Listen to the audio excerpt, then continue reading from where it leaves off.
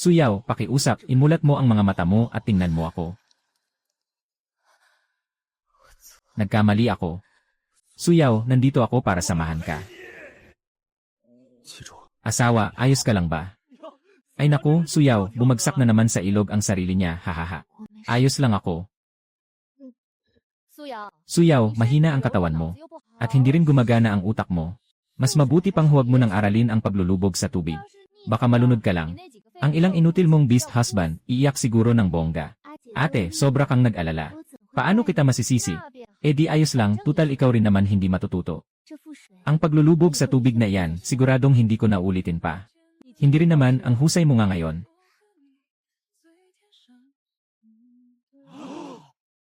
Talagang hindi na ito biro. Ate, natututo na akong lumubog sa tubig. Wow, marunong na talaga siya. Binabati kita, pero may gagawin pa ako, alis na ako. Soon yan, maghihiganti ako, tiyak yan. Asawa, malamig ba? Aalagaan kita, halika dito. Asawa, hindi ko sinasadya. Kuya Jinyuan, nabasa ang mukha ko. Pwede mo ba akong tulungang punasan?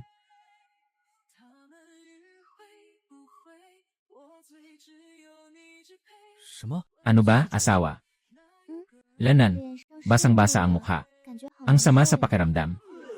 Talagang ang galing manglandi nitong Suyaw. Hindi ba niya laging minamaliit ang mga beast husband na ito? Kung ako kaya, wala rin. Sige na nga. Kuya Jinyuan, kung ayaw mo, ayos lang. Umuwi na lang tayo agad. Asawa, gusto ko. Kuya Jinyuan. Noong bata pa si Suyaw, iniligtas niya ang buhay ni Jinyuan. Habang buhay na magtapat si Jinyuan sa asawa. Asawa. Kuya Jinyuan, ang bait mo talaga, alis na ako. Samahan mo akong umuwi sa kuweba. Lanan.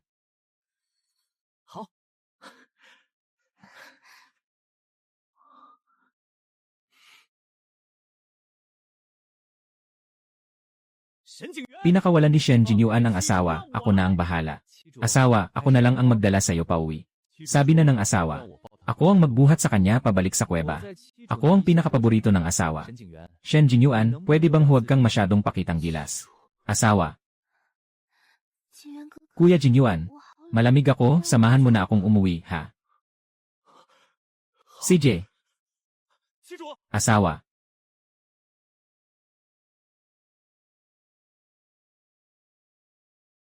Basta galing sa loob at labas, bagay pa rin. Jinghong, Sunyan. Galit na galit ako sa 5 beast husband na yon. Ako ang bulag. Bumalik ka na sa susunod mong buhay. Alis na kayo, at dalhin niyong lahat ang malas na ito ng babaeng may alaga sa tribong beastmen. Sa pagkakataong ito, tiyak pagbabayarin ko kayo. Nandito na ang asawa. Magbihis ka ng bago mong balahibong damit. Dito ang kuweba ko. Ang pagsama sa asawa pabalik ay tungkulin ng beast husband. Kuya Jinyuan, salamat. Asawa, ako na lang ulit ang lalabas. Beast husband kita. Bakit hindi ko titingnan? Kuya Jinyuan, huwag kang mahiya ng ganyan. Kuya Jinyuan, ngayong gabi, paano kung sa kuweba mo na lang ako matulog? Sa kuweba ko. Asawa, maaari ka bang maging ganito kabait kay Jinyuan sa susunod? Ang sakim talaga ni Jinyuan. Sana ganito na lang palagi ang mga araw. Mas matagal pa sana. Hindi na maganda si Yaw Yaw. Muling sinasaktan ni Mu Huichuan ang sarili niya. Kailangan kong hanapin siya. Hindi pwede, asawa ko. Sasama ako sa'yo. Natahimik na ang asawa ko. Maghintay ka muna, hahanapin ko siya at babalik ako para magpasalamat sa'yo. Mag-ingat ka ha. Papunta na ako para hanapin siya. Ikaw na ang maghintay dito. Hindi pwede, hindi niya makontrol ang emosyon niya. Baka mapahamak ka. Hindi niya ako masasaktan.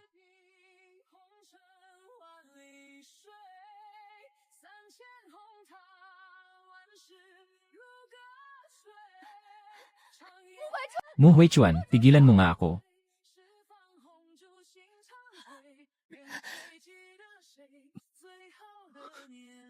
Suyaw, ako.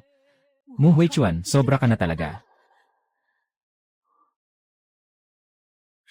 Ikaw naman ang unang nag-abot ng kamay. Hindi mo ako masisisi kung pagsabihan kita. Lumabas ka na at huwag kang manggulo rito. Mu Huichuan, sobra ka na talaga. Paano mo nagawang saktan ang sarili mo ng ganito? Ang katawan mo ay regalo ng iyong ama at ina. Ni hindi mo man lang pinahahalagahan. Mu Huichuan, asawa mo ako. Kung wala ang pahintulot ko, hindi mo na pwedeng saktan ang sarili mo ulit. Naiintindihan mo ba? Suyaw, ano bang ibig mong sabihin sa mga salitang iyan? Inaalala mo ba ako? Mahahabang pilik mata, mapulang pisngi, parang may sariling ilaw. Basta sa ibaba ng leeg ay puro binti. Ang gwapo mo kaya ng ganyan.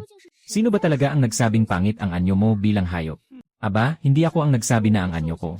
Ikaw pa nga ang nakakita ng pinakapangit na hindi mo malilimutan, di ba? Sinabi mismo ni Suyaw na dapat panagutan ang sariling salita.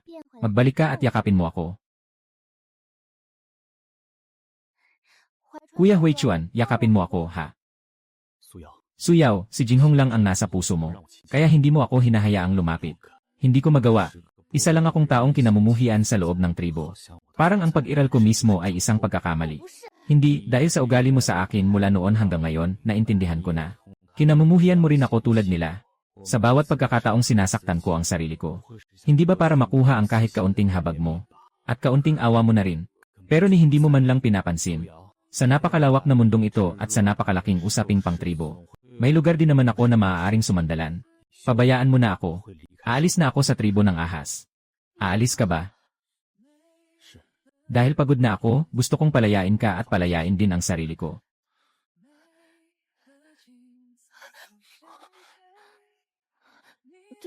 Pasensya na, minadali ko. Suyaw, bakit parang galit na galit ka rin sa akin? Bakit mo pa ako gustong manatili sa tabi mo? Dahil ba sobrang kinainisan mo ako? Kinainisan mo ako hanggang sa gusto mo akong manatili sa tabi mo para ipahiya at pahirapan? Hindi ganoon. Kuya Huichuan, mula nang una kitang makita sa anyo mo bilang hayop, hindi ko kailanman inisip na pangit ka. Kaya lang matigas lang talaga ang ulo ko. Alam kong mali ako. Kuya Huichuan, patawarin mo ako. Huwag mo akong iwan, ha? Talagang hindi mo naman kinainisan ang anyo ko bilang hayop, di ba? Siyempre, ang haba ng binti ng anyo mo bilang hayop. At ang ganda ng balahibo at mahahabang pilik mata. Mas astig pa kaysa sa mga malamig na ahas sa loob ng tribo. Ang ganda nga nitong tignan. Pero dati sinabi mo na ang anyo ko bilang hayop ay ang pinakapangit na nakita mo. Hindi na yon, Kuya Huichuan. Noon ako ang mali. Mula ngayon, magiging mabuti ako sa'yo. Tungkol naman sa mga sinasabi ng ibang babae sa tribo. Hindi mo na kailangang intindihin yon. Ako lang ang asawa mo. Nawalan ka na ng maraming dugo. Sobrang sakit ng puso ko. Kuya Huichuan, kung sasaktan mo pa ulit ang sarili mo ng ganyan, siyaw na lang ang iyak para sa'yo. Ayaw mo bang ako ang umiyak para sa'yo? Sige, maniniwala na muna ako sa'yo sa pagkakataong ito. Suyaw, huwag mo akong bibigin.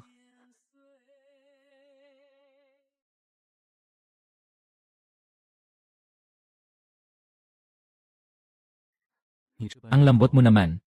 Paano mo pa mababali ang pagkakagapos mo mula sa likod? Malalaman din natin kapag sinubukan mo. Mas mabuti ang salubong kaysa sa sadyang pagtatagpo. Ngayong gabi na lang. Halika sa yungib ko. Natatakot akong baka hindi mo kayanin ngayon. Ang sugat mo sa binti ay gasgas lang naman. Hindi naman malaking bagay. Aayusin ko ng maayos ang pagtrato sa'yo. Sino ba ang nagtatago at nagpapakita ng buntot? Hindi mo akalaing mahilig din pala manilip ang asong to. Jinyuan Jej, bakit ka nagtatago dyan? Asawa ko, hindi ko sinasadya ang pagtingin. Nag-aalala lang ako sa kaligtasan mo. Hindi ko inaasahang bigla tayong magkakasalubong. Huwag mong kalimutan, mamayang gabi sa yungib ko. Kailan ba ako pumayag sa'yo? Nagsisisi na ba? Huwag kang magimbento, hindi naman talaga ako pumayag sa'yo.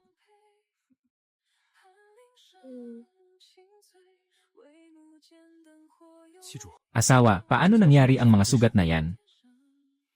Mu Huichuan, paano mo nagawa ng saktan ang asawa? Mu Huichuan, may tama ka talaga sa ulo. Noon, tiniis ko na lang ang pananakit mo sa sarili mo. Ngayon, pati asawa mo sasaktan mo pa rin. Sino ba ang nagbibigay sa iyo ng lakas ng loob? Hindi ka ba magsasalita? Gusto mo bang bumalik ako at sabihin sa punong bayan? Ipapasok kita sa madilim na kulungan ng tribo para magmuni-muni. Ikaw, maliit na aso, kung may tapang ka, puntahan mo ang punong bayan. Gusto ko ring makita. Anong klase ba talaga ng madilim na kulungan ang meron ang tribo ng ahas? Hindi pa rin alam kung saan lulugar ang dagat. Ngayon na rin kita dadalhin sa paghatol ng punong bayan. Hindi kita isinasama sa paningin ko, maliit na aso. Tumigil na kayo. Asawa, sinaktan ka niya ngayon. Sobrang tigas pa rin ang ulo niya. Natakot ako na pag gumaling siya, mas lalo pang manggulo. Hindi man lang niya tingnan kung may kaya ba siya. Hindi niya ako sinadyang saktan. Hindi naman dapat ipadala sa madilim na kulungan. Umuwi na muna tayo at saka natin ito pag-usapan. Mu Huichuan.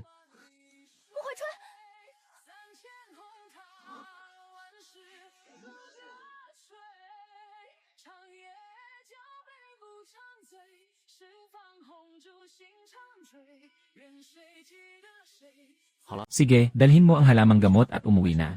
Lagyan mo lang sa oras ang pahid. Maraming salamat po, manggagamot na siksu. Ay, heto at diretsyo na akong nahiga sa kama.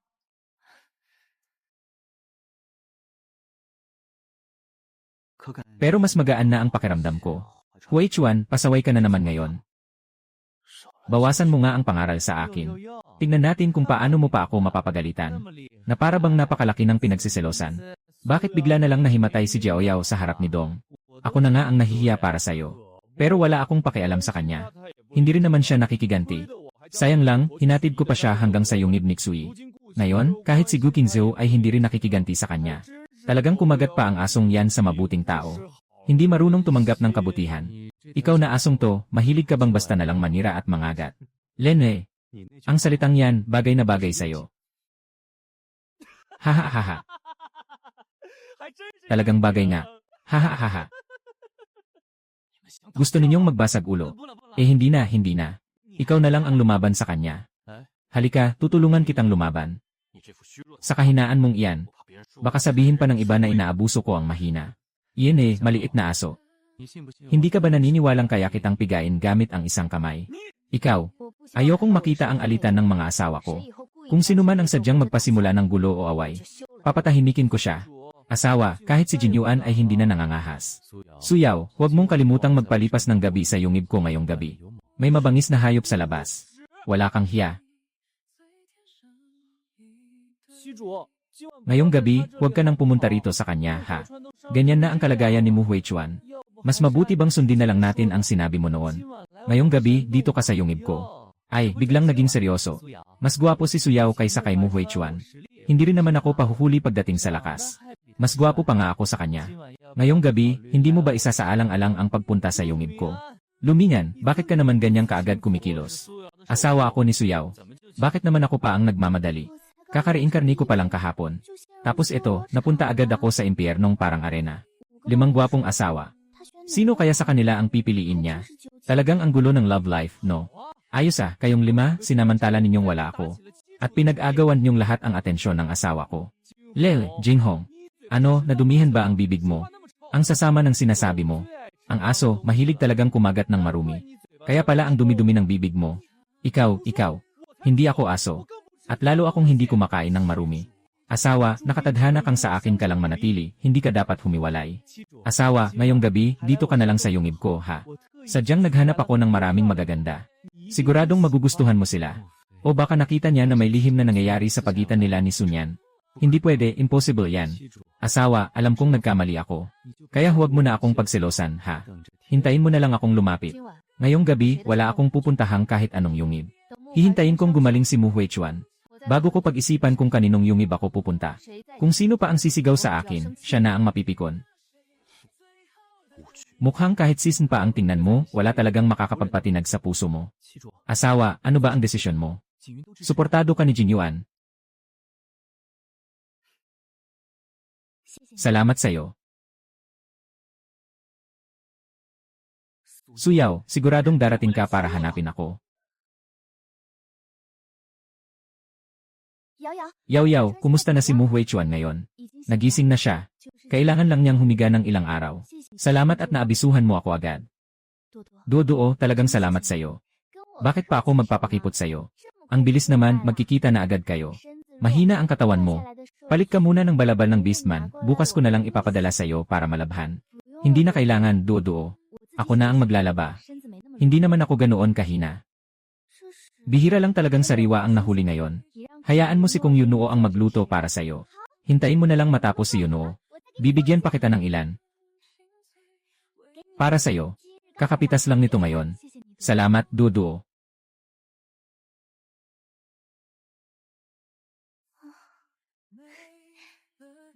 5 asawa.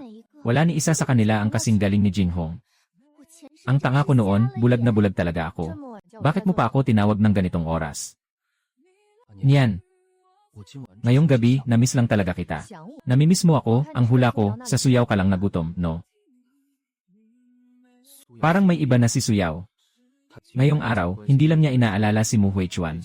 Maging sa iba niyang asawa, sobrang lapit din niya. Niyan, samantalahin mo na ang pagkakataon at kunin mo na ako. Ako rin, gusto na kitang makuha agad. Masyadong mainit ang selos ni Jiang Qinyu. Hindi kanya kayang tapatan. Mapapagastos ka lang. Pero si Suyaw, malamig sa akin. Pati ba naman mga yaman ko, pagbibigyan pa niya ako. Niyan, hindi na talaga ako makapaghintay kahit saglit pa. Laging malapit si Suyaw sa'yo. Sa loob lang ng 2 araw, ayos na rin yon. Mas mabuting ako na muna ang unang sumubok sa isang asawang mabangis. Parang noong una, si Mo Xiao yun lang din. Si Shen Jinyuan ay pangkaraniwan lang na level 2. Ganyan pa rin ang lakas ng loob mong manukso sa akin. Sa susunod na manghuli tayo, tapos na siya. CJ. Pati ang basurang beastman na level 2, hindi naman niya kayang pantayan. Bagay na bagay ring maging asawang ko. Paano ba naligo si Suyaw para sa damit ng mga beastman? Noon, si Jiang Duo ang naglalaban noon. Lumabas na ang araw mula sa kanluran. Suyaw, ano bang ginamit mo sa paglalaba? Bakit napakaraming bula? Pati mantika sa inihaw na karne, natanggal ng husto. Suyaw, bilisan mong sabihin sa amin kung ano ang ginamit mo sa paglalaba. Hindi nalilinis ng maayos ang mga damit ng aking mga beastman. Nakakainis ang produktong ito na tinatawag na sabon. Kaya nitong labhan ang buhok at katawan ng mga beastman. Nakita ko na ito noon. Hindi ko inakalang may ganito palang gamit. Kunin niyong lahat at subukan. Ama, nakabalik na ang aking ama. Noong nakaraan kong buhay, hanggang sa mamatay ako, hindi ko siya muling nasilayan. Ama. Yaw, halika rito. Ama, sobrang miss na miss kita. Saan ka ba pumunta nitong mga araw na ito? Yaw, marunong ka na palang maligo ng damit ng mga beastman. Talagang lumaki ka na. Ama, matagal na akong nasa tamang gulang. Noong matagal na. Parang nakasimangot lang ng ganyan. Para lang pinarurusahan ang loob ng iyong ama. Yaw, halatang mas maayos na ang pakiramdam mo ngayon. Talagang natutuwa ako para sa'yo. Ama, bakit po kayo umaalis sa nayon taon-taon? Talagang nag-aalala po ako sa inyo. Papasok na si Yaw at ipapaliwanag sa'yo. Hindi naman sinasadya ni Yaw na itago ito sa'yo. Pero medyo komplikado lang talaga ang tunay na pagkatao ng ama. Ama Fiu, bakit hindi niyo ako isama pabalik? Hindi pwede, sa lugar na yon ay hindi ka talaga pwedeng pumunta. Pasensya na, Yaw. Nawala sa sarili ang ama. Ama, huwag po kayong magalit. Hindi pupunta si Yaw, okay na yon. Yaw, alam mo ba kung bakit likas na mahina ang katawan mo? At bakit napakadelikado ng lugar na yon? Kahit umalis ang ama, hindi rin iyon basta mabubura. Kapag nalaman nilang buntis ka, kampo ng dilim na ang lalapit. Sila ang palihim na gumalaw. At siya ang nasaktan. Kung hindi nagsikap si manggagamot Naksu na iligtas siya ng buong lakas, baka hindi ka na umabot sa mundong ito. Pero kahit ganito, nadulutan ka pa rin ito ng epekto. At lalo pang nanghina ang katawan mo. Lalo nang napakalaki ng panganib noong nanganak ka, pwedeng ikamatay. Yaw, huwag mo siyang sisihin. Ako naman ang may kasalanan. Ama, hindi ba normal lang na masaktan ako? Sa tuwing nakikita ko siyang maalaga sa mga kuya at ate ko, para bang hinihiwa ang puso ko. Pero mayong ganito, talagang wala akong karapatang sisihin siya. At may ama ka pa rin naman. Yaw, mukhang hindi naman masama ang mga beastman na yon sa'yo. Huwag ka nang masyadong magulat. Alam na ni anak. Sa hinaharap, hindi na niya hahayaang mag-alala pa ang ama dahil dito. Hehe, ngayong gabi may seremonya ng bonfire ang ngayon. Tandaan mong isama ang ilang beastman para sumali. CJ, iyon ang sikat na grupo ng mga beastman doon sa lugar na yon. Subukan mo mamaya. Ang ganda nito, salamat ama.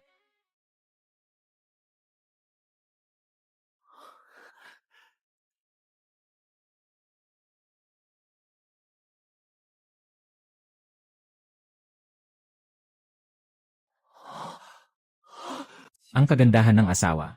Ang karangalan ng mga asawang beastman. Asawa, ang ganda mo talaga ngayon. Bakit? Pangit ba ako pag normal na araw? Maganda palagi ang may bahay. Pero mayong gabi, lalong gumanda. Pero may nasabi akong mali. Ang ganda ng anyo ng mga beast husband. Karangalan ng may bahay. Ang mga mukha ninyo, nakakapagpataas ng dating ko dito sa tribo. Lene, ang sipag naman nyo. May bahay. Masakit ako. Ako ang may kasalanan, hindi ko naisip ng mabuti.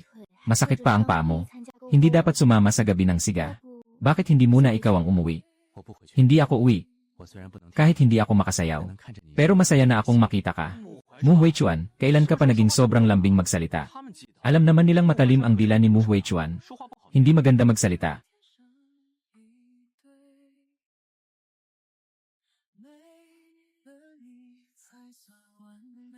Hindi masama ang mga beast husband ko, isa-isa, ang gaganda ng hitsura.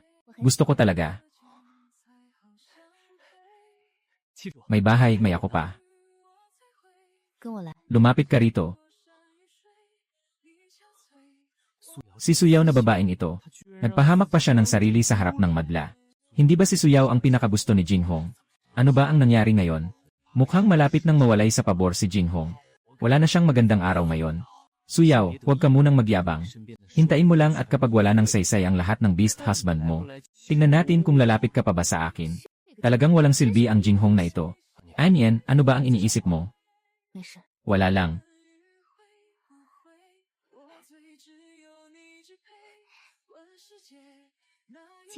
Kuya King Zhao.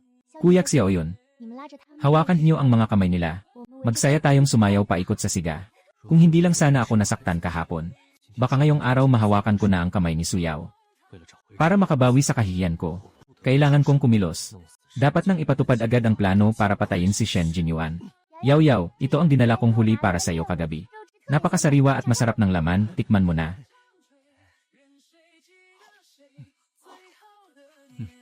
Mas gumagaling na talaga ang paggawa mo, Kung Ginoo. Ang lambot ng laman na ito. Sa pagkakataong ito, mas maganda talaga ang karne. Wala masyadong kinalaman sa galing ko sa paggawa. Talaga lang ha, nagpapakumbaba pa. Suyaw. Ito yung pinakamaliit na huling ibinigay ko sa iyo kahapon sa kuweba. Kuya Xiao yun. Hindi kaya ikaw ang humuli sa huling ito. Pasensya na, Kuya Xiao yun. Sa susunod, tatanungin muna kita bago ako gumalaw. Ayos lang basta hindi mo lang ibinigay kay Jinghong, wala akong problema. At saka masarap talaga ang inihaw na karne ngayon. Buti na lang at dala mo ang swerte. Sinasabi ko sa'yo, hindi na kita muling bibigyan ng kahit anong galing sa akin kay Jinghong. CJ. Sana ganito na lang palagi.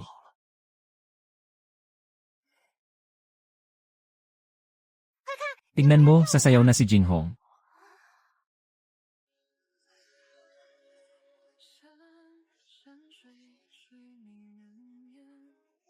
Ang ganda, grabe ang galing. Ang ningning ng kanyang sayaw. Hindi masama ang makulay na asul at lunti ang balahibo niya. Nakilala mo na ba si Ina? Masaya si Enyin ngayon. Balik po kay Ina. Masaya ang anak na babae. Dala ng swerte ni Yaw Yaw. Nakita ko ang magandang sayaw ni Jinghong. At si Yaw Yaw naman natin. Ang bagong balat ng beast skirt mo, bagay na bagay. Masayang masaya si Yaw Yaw. Maganda ang beast skirt na bigay ni Ama. Pinuri pa ako ng mga beast husband at ni Duo-Duo. Dahil nagbukas na ng pakpak si Jinghong. Tara, mga magigiting ng tribo, sabay-sabay tayong sumayaw. Hindi naman pahuhuli ang sayaw ng mga snake beastman sa mga paboreal. Palaging sayaw ang ginagawa ni Ina. Bakit hindi natin subukan ang ibang sayaw? Mukhang gusto ni ate niyan na may kakaiba siyang gawin. Bakit hindi na lang ipakita ni ate ang kanyang abilidad? Ang abilidad ang sukatan ng lakas. Sa lakas lang pwedeng maging mandirigma.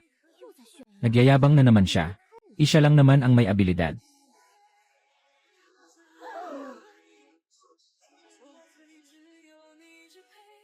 May atake na, may depensa pa. Atin yan. Mas astig ka na ngayon kaysa sa karamihan ng mga lalaking beastmen. Ay, tulong naman. Kuya yung Duo, sagipin mo ako. Atin yan, natatakot siya. Bilisan mo, ibaba mo na siya. Aba, anong gulo ito, ibaba niyo na si Yaw at ang iba pa. Ang katayuan ng babae ay mataas. Paano mo siya pwedeng apihin ng ganyan? Kaya mo bang akuin kapag may nangyaring masama? Asawa, ikaw. Hindi ba't bahala na lang siya sa pagiging padalos-dalos at walang pakialam? Hindi naman kasing lala ng sinasabi mo. Mukhang ang wood element na abilidad ni atin yan ang kumokontrol. Mas lalo pang namumula ang apoy. Isa lang naman siyang babae sa mundo ng mga beastman. At siya pa ang nagising na may abilidad. Naniniwala akong may alam siya sa puso niya. Pero paano? Pinagdududahan mo ba ako? Hindi ganun. Kung ganoon, pakawalan na.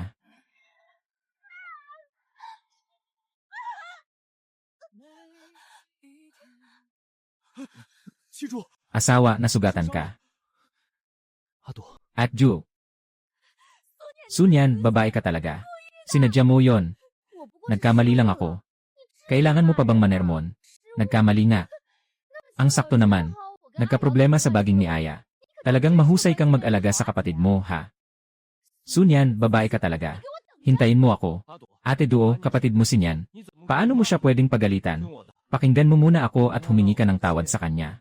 Kuya, ayos ka lang ba? Sinadya niya akong patumbahin. Tapos ako pa ang hihingi ng tawad sa kanya. Mabait talaga si Nyan. Hindi niya sinasadya. Kundi ikaw, puro babae ang binabanggit mo. May kuya ka pa ba sa isip mo? Bilisan mo at humingi ka ng tawad. Kinyu, magkapatid sina Aya at Duo. Bakit ka sobrang pinapanigan? Sa nangyari kay Sunyan ngayon, tayong lahat ang may saksi. Sinasadya man di Sunyan o hindi. Dapat pa rin siyang humingi ng tawad kay Duo. Pinuno, walang dahilan na masaktan ng ganoon ang aking anak. Hindi ba dapat humingi ng tawad si Sunyan? Hindi naman kailangang palakihin pa ito. Humingi ako ng tawad, ayos na. Nagkamali nga ako. Pero totoong nasaktan kita. Pasensya ka na, Jiang Duo. Hindi mo ba talaga ako masisisi? Hindi naman. Ayos lang, Duo. Nabigla mo ako. Ayos lang ako, ikaw ang tingnan mo. Bakit maputla ng ganyan ang mukha mo? Ama, bilisan mo at tingnan mo si Yaw Yaw. Ayos lang ako. Buti na lang at nasalo ako agad ni Kuya Minyan. Kung hindi, baka hindi kayanin ng katawan ko. Manggagamot na sikso. Hindi mo kailangang sayangin ang abilidad mo para sa akin. Alam ni Sunyan na marupok at mahina ang katawan ni Yaw. Pero ganito pa rin niya ito pinahirapan. Na, tama ba talaga na nagkamali siya? Eh hindi ako sinadya.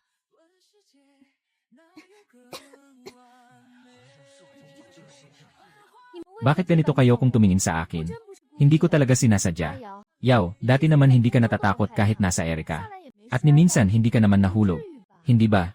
Bakit hindi na lang tumigil? Mahina talaga ang katawan ni Suyaw. Mukhang sinasadya mo talaga. Kapatid ko si Suyaw. Bakit ko naman gagawin yon ng sinasadya? Huwag nang palakihin pa ang maliit na bagay. Kaunti lang ang salita mo. Imposibleng sinasadya ni Anyan. Suyaw, ang totoo, gusto ko lang patibayin ang katawan mo. Hindi lang ako bihasa sa kakayahan ko. Naniniwala ka rin naman, ate, na hindi niya yon sinasadya, hindi ba? Ate, syempre naniniwala ako sa'yo. Nabigla lang talaga ako noon. Buti na lang nariyan si Kuya Minyan. Hanggang ngayon, may kaba pa rin ako sa dibdib. Kung wala na rin namang problema, ituloy na natin.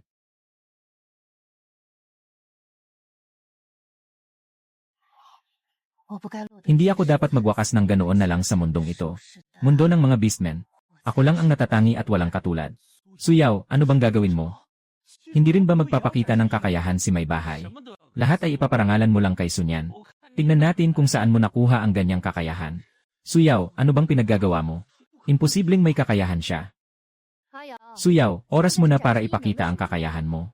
Huwag ka nang gumawa ng gulo, bumaba ka na muna. Ate, paano mo nalaman na wala akong kakayahan? Gusto ko ring magpakita ng kakayahan. Sige na, lahat ay nakatingin kay Suyaw, huwag na kayong manggulo. Naku, kakayahan pala sa kahoy iyon. Nagising na rin si Suyaw. Salamat, Panginoon ng mga beastmen. Nagpakita ang Diyos ng mga beastmen. Ang galing naman yan, pagbati sa'yo.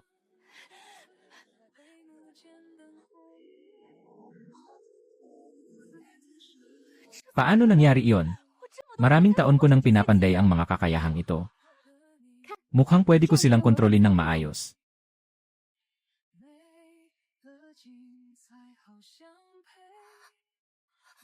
Hindi ko na yata makontrol. Habulin niyo ang mga baging na yan, huwag ninyong saktan ang iba.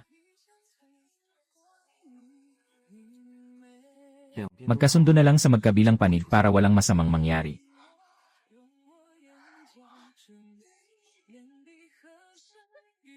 Ay, ang mukha ko. Pasensya na, ate. Unang beses ko kasing kontrolin ang mga baging, hindi pa ako sanay. Ayos ka lang ba? Kasalanan ko na kailangan ko pang ipakita ang kakayahan ko. Hindi na masasaktan si ate. Hindi ka naman dapat sisihin, may bahay. Suyaw, mabait ka talaga. Nagkataon lang lahat iyon. Wala namang natutuhan si Anyan na makokontrol ang mga baging. Ikaw pa ang dahilan kung bakit nasaktan ng husto si ate. Suyaw, sobra ka na talaga sa pagkakataong ito. Tama ang sinabi ni Ina. Ako lang ang walang kakayahan. Pinuno, mali ang sinasabi ninyo. Noong nakaraan, nang mapatumba ako ni Sunyan, hindi po ba dapat ganyan ang saloobin nyo? Pinagdududahan nyo ba ang pagiging pinuno ko? Hindi ko dapat pagdudahan ang pinuno. Pero pwede bang ipaliwanag muna ninyo sa harap ng lahat ang magkaibang pakikitungo ninyo kina Suyaw at Sunyan? Ang lakas pa ng loob ng batang iyon na questionin ako. Baka dahil nakasandal ka kina ina at ama, kaya akala mo hindi kita gagalawin. Salamat po, pinuno. Hindi niyo ba nararamdaman na sobra na kayo ngayon? Suyaw, walang mali sa ginawa ni Anyan. Pero bilang mga beast husband niya, hindi namin yon mapapalampas. Tumayo ka at humingi ka ng tawad sa kanya. Tapos, maayos kang mag-sorry. At hanggang doon na lang. Kung hindi, gusto niyo bang mag-away? At ano naman ngayon? Ikalimang antas akong beastman. Kahit sabay-sabay pa kayong 5, hindi niyo ako matatalo. Kahit nasa tugatog ka pa, Muxiao yun. 3 pa rin kami at hindi mo rin kami matatalo. Hindi naman namin sila kalaban. Humingi na lang ako ng tawad kay ate, tapos na yon. Sobra na. Si Suyaw nga ang dapat humingi ng tawad. Pero siya pa ang palaban. Halatang halata namang aksidente lang iyon. Bakit kailangan mo pa siyang pahirapan ng ganito? Kayo rin sumugod na. Tingnan ko lang kung sino ang mga ngahas na galawin si Yaw Yaw ngayon. Kung may gusto ang pinuno sa Sunyan, hayaan na natin. Sa hinaharap, ang mga healing ability ko at iba pang kakaibang kapangyarihan ay hindi na para sa tribo ang gagamitin ko. Pinuno, pakibilanggo na lang ako sa madilim na kulungan. Ama, hindi pwede. Manggagamot Naksu, tinatakot mo ako nito. Hindi po ako mangangahas. Babae. Babae, sana po ay huwag na ninyong palakihin ang gulo. Ikaw na naman, babae, bakit ka pa nakikisawsaw? Hindi ba't sapat na magulo na ang sitwasyon? Dahil ayaw na talaga sa'yo ng anak kong babae. Mas mabuti pang ako na lang ang parusahan mo. Pahintulutan mo akong isama si Yaw Yaw at umalis dito. Napakalaki ng mundo ng mga beastmen. Tiyak may lugar na tatanggap sa atin. Ikaw, huwag kang magsalita ng walang basehan. Si Suyaw ay isang walang silbing mahina. Bakit ang dami niyang kakampi? Inay, tiyak na hindi sinasadya ni Yaw Yaw. Hindi ko rin siya sinisisi. Tapusin na natin ito. Sunyan, tiisin mo na lang ang sama ng loob. Hayaan na natin dito. Malapit nang matapos ang hapunan kasama ang babae. Bumalik ka na sa kuweba kasama ko. Jinghong, andito ka pala talaga at may sayaw pa. Espesyal akong naghanda ng bagong sayaw para sa ikapitong leader. Sigurado akong magugustuhan mo. Hindi mo ba ako pinapakinggan, babae? Banal na kasulatan ng 8 sining. Duduo, naglalaro pa ba kayo? Ama, Guruksu. Mananatili ba kayo rito para maglaro?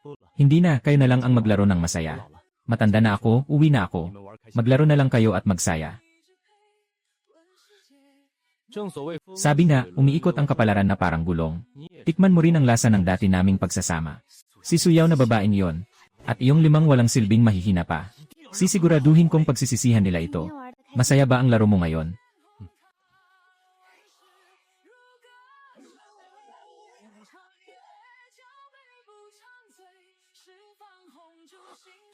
Jinghong, bakit andito ka?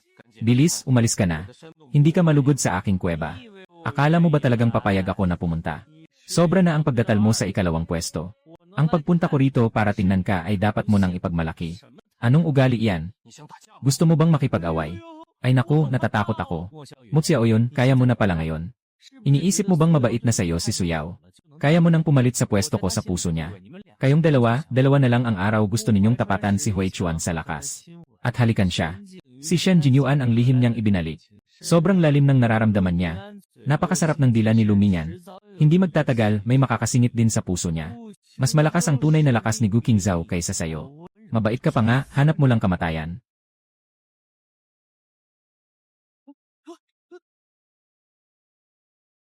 Muxiao yun, nababaliw ka na ba? Gusto mo pa akong kainin? Tingnan mo, tuturuan kita.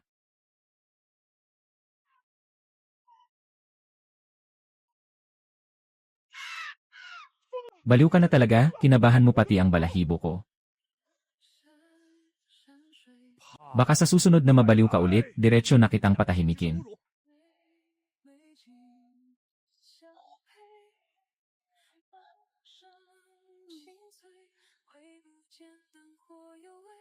Babae, nagising ka na. Hinanapan na kita ng bagong prutas at tubig. Ipapasok na kita. Pumasok ka na. Sa susunod, hindi mo na kailangang gawin ang ganitong bagay. Ako na ang bahala. Iniwan na ba ni babae si Jinyuan? Hindi naman iyon ang ibig kong sabihin. Ngayon ko lang napukaw ang kapangyarihan kong kahoy. Ayos na rin ang katawan ko. Kaya ko nang asikasuhin ang maliliit na bagay. Maaari ko ring subukang mamitas ng prutas. Kaya pala, naku, natakot ako ng husto. Pero kung gusto mo, asawa, handa naman kami. Hindi naman nakakaabala. Mabait na kuya. Bihira lang akong lumabas. Gusto ko ring makita ang mundo sa labas. Araw-araw na lang dito sa tribo, ang boring. Pero nagising na ako sa aking kakaibang kakayahan. Kaya kong protektahan ang sarili ko. Tapos makakapaglakad pa tayo kasama si Dodo. Siyempre naman, bakit hindi? Ang sarap ng tubig na ito. Asawa, mga patak ng hamog ito na kinuha ko kaninang umaga. May banayad na amoy pa nga. Akala ko magugustuhan mo talaga. Nagustuhan ko nga. Para sa'yo iyan bilang gantimpala. Kung nagustuhan mo, ayos na. Bukas, kukuha pa ako ng mga patak ng hamog para sa asawa ko. Yung mga balahibo ni Peacock na nakuha ko kagabi, halos sunog na sunog. Ang bilis nilang makawala. Hindi ko alam kung anong kalokohan na naman ang ginawa mo. Napasunog ang mga balahibo. Kanina mo pa raw nakita si Moxiao yon, pero hindi mo siya talaga nakita. Bilisan mo at dalhin mo ako sa yungib niya. Dapat matagal ko nang naisip si Moxiao yon. Asawa. Napakalaki ng anyong hayop niya. Hindi gumagalaw ang kamelyo ko. Ikaw na lang ang magbantay dito, tapos ako na ang hihingi ng tulong sa manggagamot. Baka huli na ang lahat pagbalik ko. Anong gagawin natin ngayon? Hindi naman natin pwedeng panoorin na lang siyang mamatay.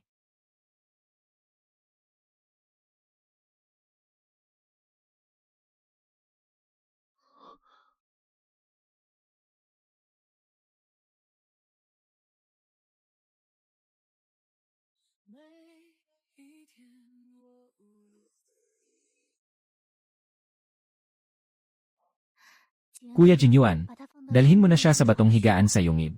CJ.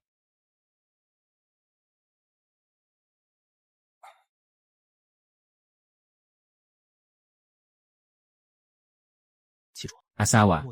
Ang sugat ni Moxiao yon ay tiyak na may kinalaman kay Jinhong. Ano ang balak mong gawin? Hintayin muna nating magising si Moxiao yon bago tayo mag-usap. Kuya Jinyuan, hindi ko naman ipinagtatanggol si Jinhong. Kahit nakita mo kagabi na tumakas siyang parang balisang lobo. At si Moxiao yon naman ay wala pa ring malay. Puro hinala lang natin ang lahat ng iyan. Asawa, sapat na ang maipaliwanag mo sa akin ang mga ito. Kahit anong pasya mo. Suportado ka ni Jinyuan. Kuya Jinyuan, lumabas ka muna at asikasuhin mo ang sarili mong gawain. Ako na ang bahala rito at mag-aalaga sa kanya.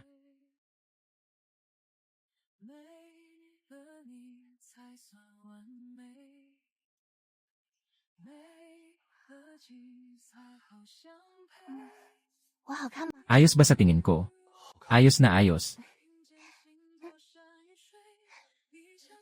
Maraming salamat. Ikaw ang sumagip sa akin. Pero si Shen Jinyuan ang nagbuhat sa iyo papasok sa yungib. Nakita niya kagabi na umalis si Jinhong na parang nagmamadaling tumakas. Kuya Xiao yun. Hindi ako nagkamali ng hula. Siya nga ang may gawa ng sugat mo, di ba? Yaw. Kagabi, ilang salita lang ang sinabi niya sa akin, puro pang-aasar pa. Ako pa ang naunang dumakma sa kanya. At kung bakit grabe ang naging pinsala ko. Dahil bumalik ang dating sugat ko. Hindi dahil sa pagkakasugat niya. Siya pa nga ang unang nangaasar sa akin. Pinakaastig talaga si Kuya Xiao yun. Yaw, hintayin mo na mapagaling muna ang dating sugat mo. Tapos saka mo ako protektahan gamit ang buong lakas mo, ha? Mukhang hindi na talaga gagaling ang dating sugat ko.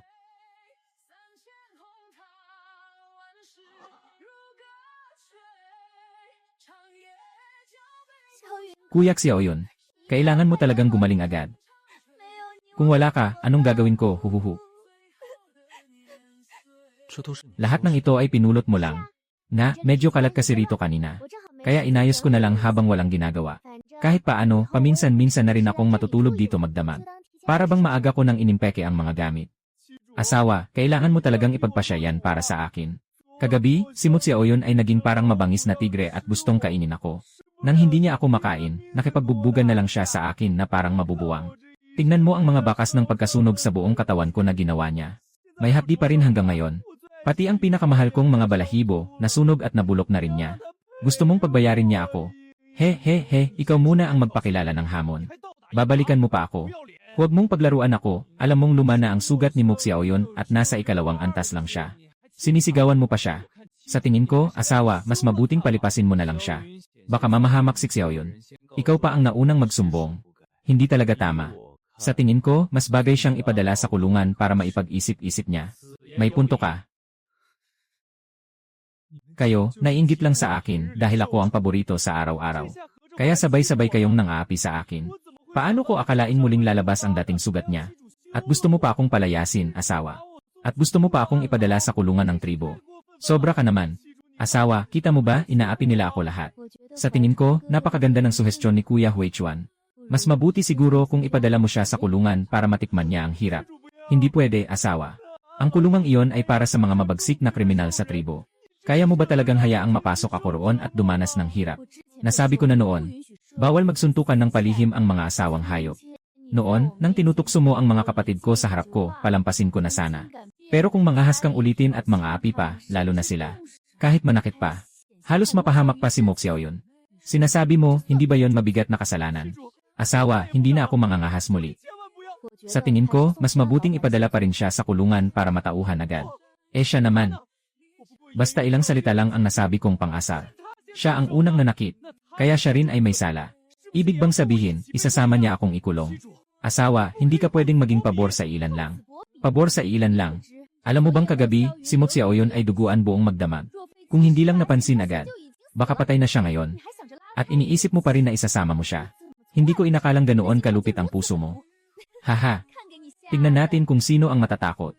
Ikaw ang pinakamamahal kong asawang hayop. Paano ko magagawang ipadala ka roon para maghirap? Kumpleto lang iyon na biro ko sa'yo. Sinabi ko lang na bakit mo naman hahayaan akong maghirap. Natatakot na ako ng husto.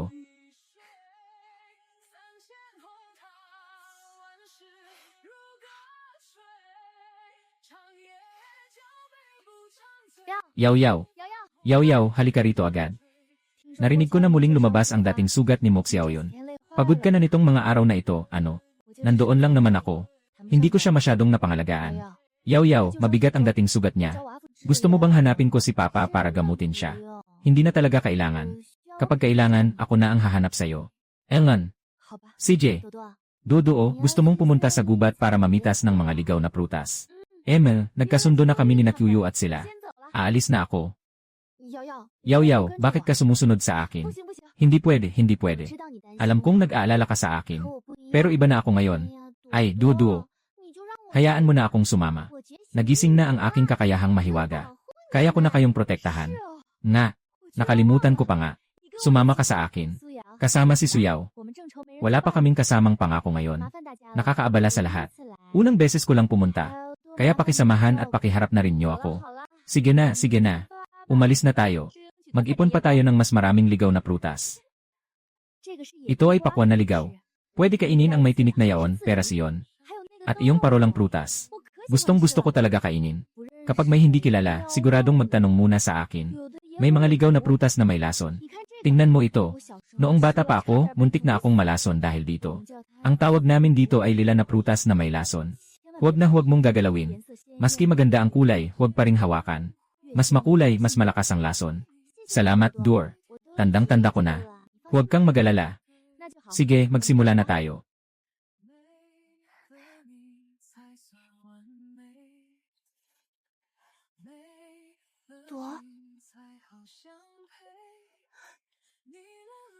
Ay, napalayo ako sa gitna.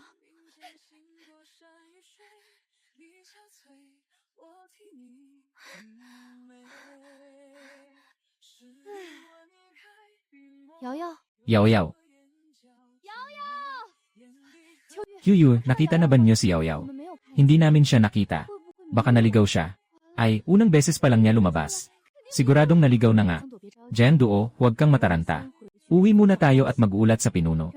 Hayaan nating ang mga lalaking beastman ang maghanap sa amin. Napakadelikado nito. Tama ang sinabi mo. Bilisan na natin. Yaw-yaw, huwag kang matakot. Malamang hindi pa nakakauwi si Jinyuan. Baka may nangyaring panganib.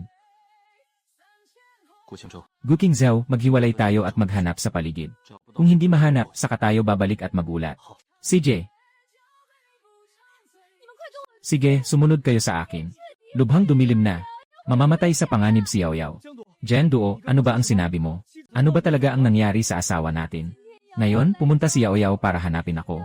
Gusto niyang sumama sa akin sa kagubatan para mamitas ng mga ligaw na prutas. Dinala ko siya rito. Pero nang naghahanda na tayong bumalik bandang gabi, bigla siyang naglaho.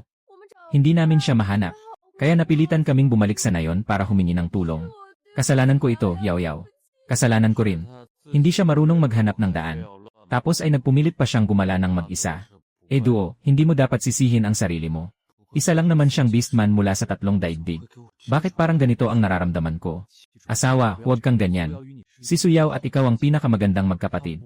Hindi ka niya sisisihin. At huwag mo ring sisihin ang sarili mo. Ang pinakamahalaga ngayon ay hanapin agad siya. Tama ka. Sa tingin ko naligaw siya. Dapat ay napunta na siya sa bandang gitna. Kailangan natin siyang mahanap agad. Wala rin si Shen Jinyuan. Pabalik na sana kami para mag-uulat. Hindi inaasahang narinig pa namin ang ganitong masamang balita. Anong araw ba ngayon? Nawawala pala sa kabubatan ng asawa at siya rin ng sabay. Sunyan, bakit ikaw din ay nandito? Lumingan, ano yang sinasabi mo? Si Suyao ay kapatid niya. Bilang nakakatandang kapatid, pwede ba siyang mag-alala sa kapatid niya nang hindi mo pa siya pinaghihinalaan? Tama ang sinabi ni Kinyu. Nag-aalala lang ako na si Yao ay napasama at hahanapin siya. Masyado mo lang iniisip iyon. Nagtanong lang naman ako ng basta-basta. Mag-away man kayo, mamaya na. Hindi ba dapat magmadali tayong maghanap ng tao? Minyan, King Zhou, Jinghong, kayong tatlo ay sumama sa akin sa gitna. Naiintindihan ko na. Maglakas loob kayo, si Suyao ay asawa ko. Gagawin ko ang lahat para mahanap siya.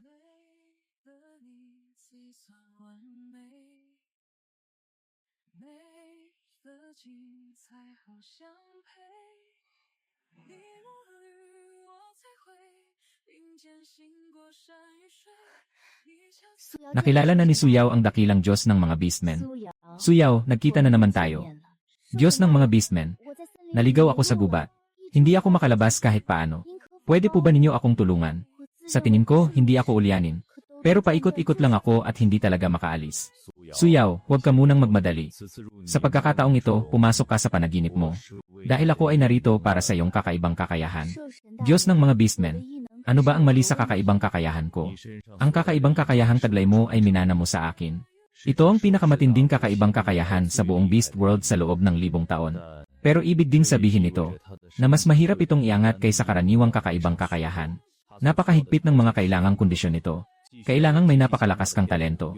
At kailangan mo ring may matinding pagtitiis. Mas mahalaga pa, kailangan pa ng ilang tiyak na kondisyon. At dahil sa karanasan mo sa nakaraang buhay at talento mo, ikaw ang pinili ko, bilang aking napiling tagapagmana. Pero Suyao, kung gusto mong tunay na maging tagapagmana ko, hindi ganoon kadali. Kailangan mo ring tanggapin ang 3 pagsubok na mula sa Diyos ng mga beastmen. Handa ka na ba? Ginoong Shen, handa na po ako. Mabuti. Suyao, sinabi ko na dati sa'yo, na matapos akong mapunta sa katawang ito, inagaw ng kapatid kong si Sunyan, ang pugad ng ibong maya. Kailangan mong ipakita sa buong tribo ng ahas ang tunay niyang mukha. At pagkatapos ay palayasin siya ng tuluyan. Isa yan sa mga pagsubok mo. Diyos ng mga beastmen, huwag po kayong mag-alala. Sisiguraduhin kong makikita ng lahat ang tunay niyang kulay. At mapaalis siya ng tuluyan. Sa pagsusuri ko sa nakalipas na panahong ito, natuklasan kong hindi tuluyang naglaho ang tunay na kaluluwa ni Sunyan, kundi napigilan lang ito ng isang hindi kilalang nilalang sa loob ng katawan. Ngayon, ang katawan ni Sunyan ay may 2 kaluluwa. Ang ikalawa mong pagsubok ay humanap ng paraan para gisingin ang kaluluwang nahimbing dahil sa pagpigil. Nariyan pa pala ang ate niya. Akala ko noon, matapos siyang agawin ang katawang iyon, lubusan nang naglaho ang tunay na ate. Hindi ko inakalang pinigilan lang pala siya sa loob ng katawan, na may 2 kaluluwa. Talagang bagong kaalaman yan sa akin. Napo, Ginoong Shen, alam po ba ninyo kung ano ang hindi kilalang nilalang na pumigil sa kaluluwa ng ate? Hindi ko rin alam. Marahil isa itong banyagang nilalang na sumalakay. O baka noon pa, sa iisang mundo kasama ang transmigratong babae. O baka hindi rin. Diyos ng mga beastmen, tungkol sa paggising ng kaluluwa ng ate. Gagawin ko ang lahat para matapos ito. Hindi ko po alam kung ano ang ikatlong pagsubok.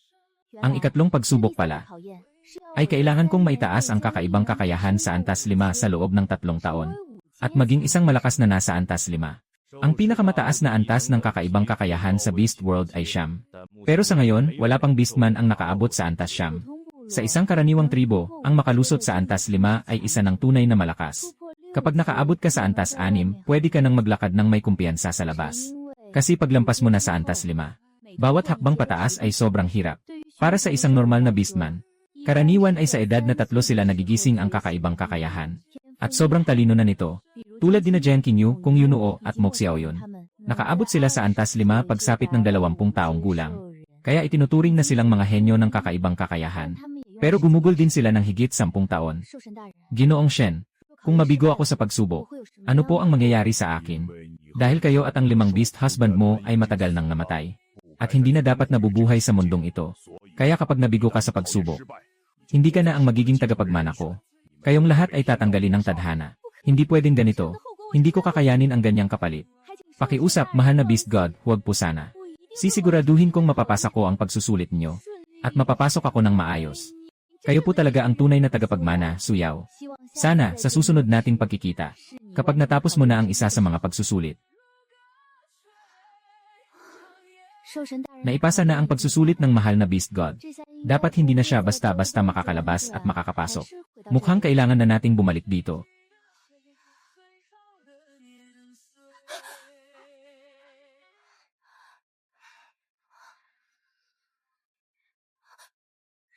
Shen Jingyuan.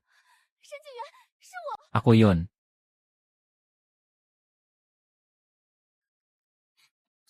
Asawa, ikaw ba ang susundo kay Jingyuan pauwi? Ako ang susundo sa iyo pauwi.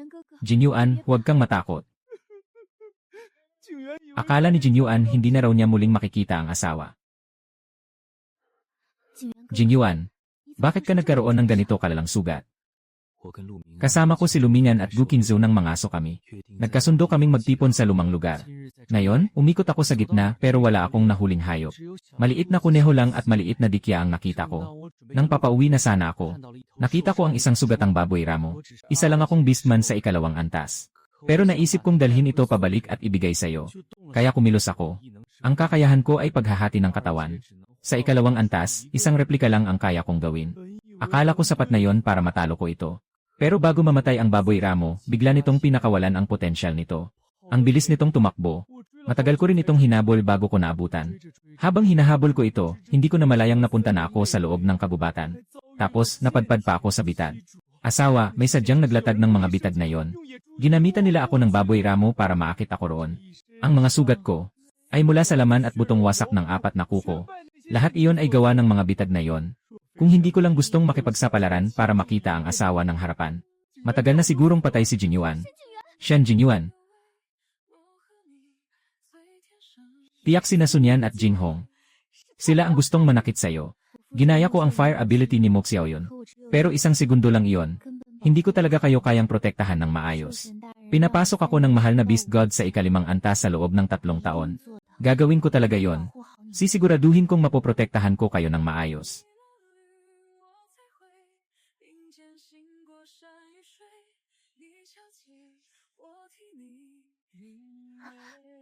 Mga lobo iyon.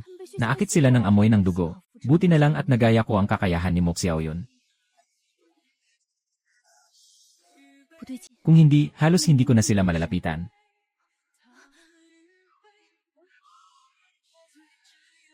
Hindi ba ganoon nga? Ikaw ang leader, tama ba? Bago ka gumawa ng masama, hindi mo ba naisip na dito ka mapapadpad?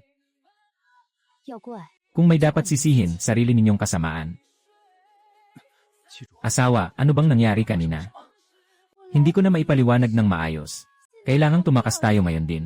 Kaya mo bang tumayo? Kaya ko. Tumayo ka na. Huwag na natin itong gawin. Una na tayong umalis. Mas ligtas siguro rito. Asawa, ako ang walang silbi. Baka ikaw ang mahirapan. Sige na, tumakas ka na. Huwag mo na akong alalahanin. Hindi ako mismo ang lalakad. Jingyuan, may fire ability ako. Kaya kitang protektahan talaga. Ang mga apoy na iyon ay galing sa'yo. Pero hindi ka ba may wood at healing ability? Jingyuan, masakit, hindi ba pasensya na? Noon, sobrang delikado talaga. Wala akong magawa kundi gamitin ang paraang ito para magising ka. Asawa, paano kita magagawang sisihin? Ang masisisi ko lang ay ang sarili kong pagiging walang saysay, kaya kailangan ko pang umasa sa'yo para iligtas ako. Kuya Jingyuan, siguradong gustong-gusto mong malaman. Bakit kaya may fire element na kakayahan ako? Sa totoo lang, ang kakayahang nagising sa akin. Hindi ito isang tiyak na uri ng kakayahan, kundi kakayahang manggaya. Noon pa man, bago maging Diyos ang dakilang si Beastman. Ito ang pinakamataas sa lahat ng kakayahan sa Beast World. Ang manggaya ng sa iba. Ibig sabihin, kaya kong kopyahin ang kakayahan ng ibang Beastman para magamit ko. Pero paano ba talaga ito gawin? Hindi ko rin alam. Dahil nitong mga nakaraang araw, kinopya ko ng paisa-isa ang kakayahan ni Sunyan, ni Natsumings at Mo Xiaoyun, pati ang sa kanila. Kaya lumabas ang nakita mong kakayahang wood element, paggaling at fire element. Kung hindi ako lumabas kanina, at nakopya ang fire element na kakayahan ni Mo Xiaoyun, Baka matagal na tayong patay dito. Promise mo sa akin. Huwag mong sasabihin ito sa kahit sinong iba. Naiintindihan mo ba kakagising ko lang? At hindi pa ako lubos na malakas. Kung malalaman ito ng iba, siguradong pagbubuntungan ako ng inggit. At madadamay pa sa gulo. Kuya Jinyuan, ikaw na ang bahalang bantayan ang lihim na ito para sa akin. Ha? Sabi ni Jinyuan noon habang buhay siyang magiging tapat sa kanyang asawa. At siya ang magbabantay ng sikreto para rito. Aba, ang bait mo naman kaya ito ang reward ko sa'yo. Matulog ka na Prev Life noong nasugatan ako at halos mamatay sa pagdurugo. Ikaw rin ba ang yakap ng mahigpit sa akin ng ganito? Yaw Yaw Shen Jinyuan. Yaw Yaw, nasaan ka?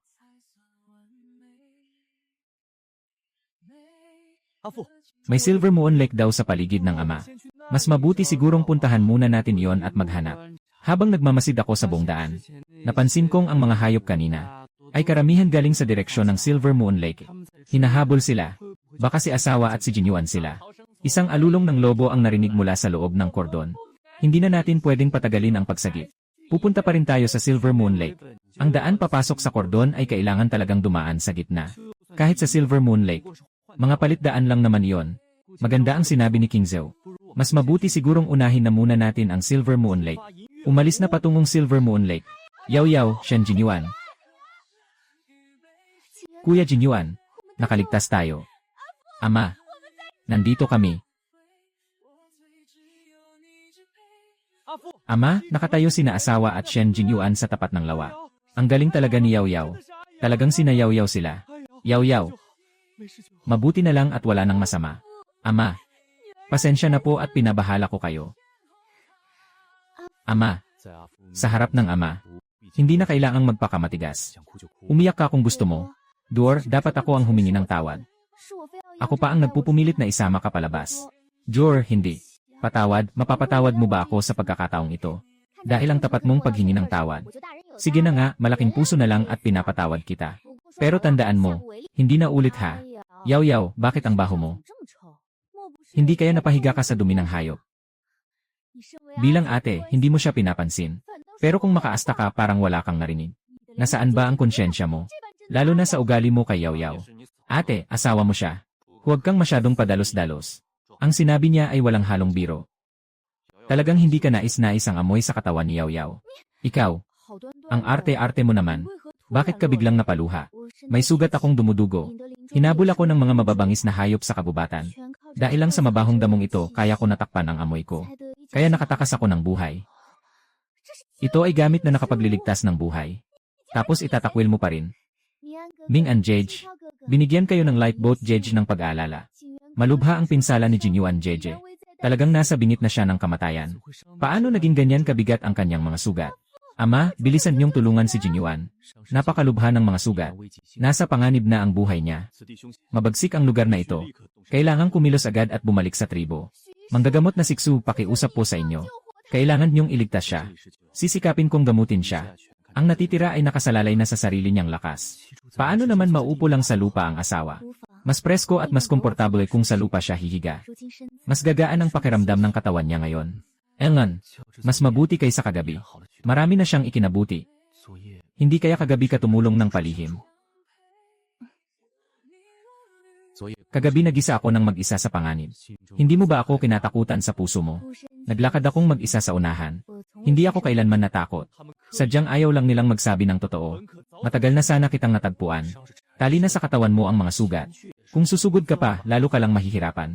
Nagmamadali ang lahat dahil sa biglang pangyayari. Nagkakagulo ang mga tao sa paghahanap ng tao.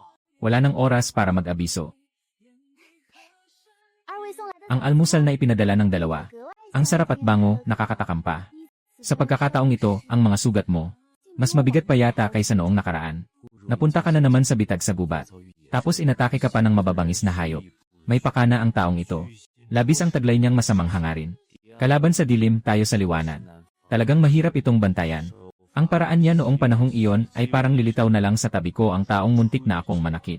May hinala na ako sa isang tao. Sino ba talaga siya? Ang taong iyon ay si Jinghong. Noong naglaban kami dati, palagi siyang may iniiwang puwang. Paano niya gustong ilagay sa alanganin ang buhay ko? May punto ang sinabi mo. Noong una, hindi siya kailanman pumapatay ng walang awa. Ang nasa likod ng lahat ng ito ay tiyak na siya. Talagang napakasama pala ng asawa ko. Gusto pa talaga akong ipapatay. Jingyuan Jej, pasensya na napasama kita. Suyaw, alam mong napakasama niya. Pero ipinagtatanggol mo pa rin si Jinghong. Ganyan mo siya kinukonsinti. Balang araw, kayo rin ang mapapahamak. Aalisin mo ba siya sa pagiging asawa mo? Parurusahan mo ba siya? Asawa, hindi ako masisipayo. Masyado na akong masaya na makapiling ka lang. Ano man ang maging pasya mo, asawa. Lagi kitang susuportahan. Jingyuan Jej, ang galing mo talagang umintindi ng damdamin ng iba. Salamat, hindi ko naman balak protektahan si Jinghong. May silbi pa siyang kailangang pagkagastusan. Dumating na ang tamang pagkakataon. Siguradong paparusahan ko siya. Kung paano mo siya papasyahan, nasa iyo na yon. Wala kaming karapatang makialam. Talagang nabigo siya sa akin, ha? Akala ko, para sa'yo talaga ako nagbago. Hindi ko inakala na ganito pa rin. Hay, mukhang tayong dalawa ang nag-isip lang ng sobra. Suyaw, mas mahalaga pa pala sa buhay naming 5 ang gamit ni Jinghong kaysa sa amin. Ako, Suyaw.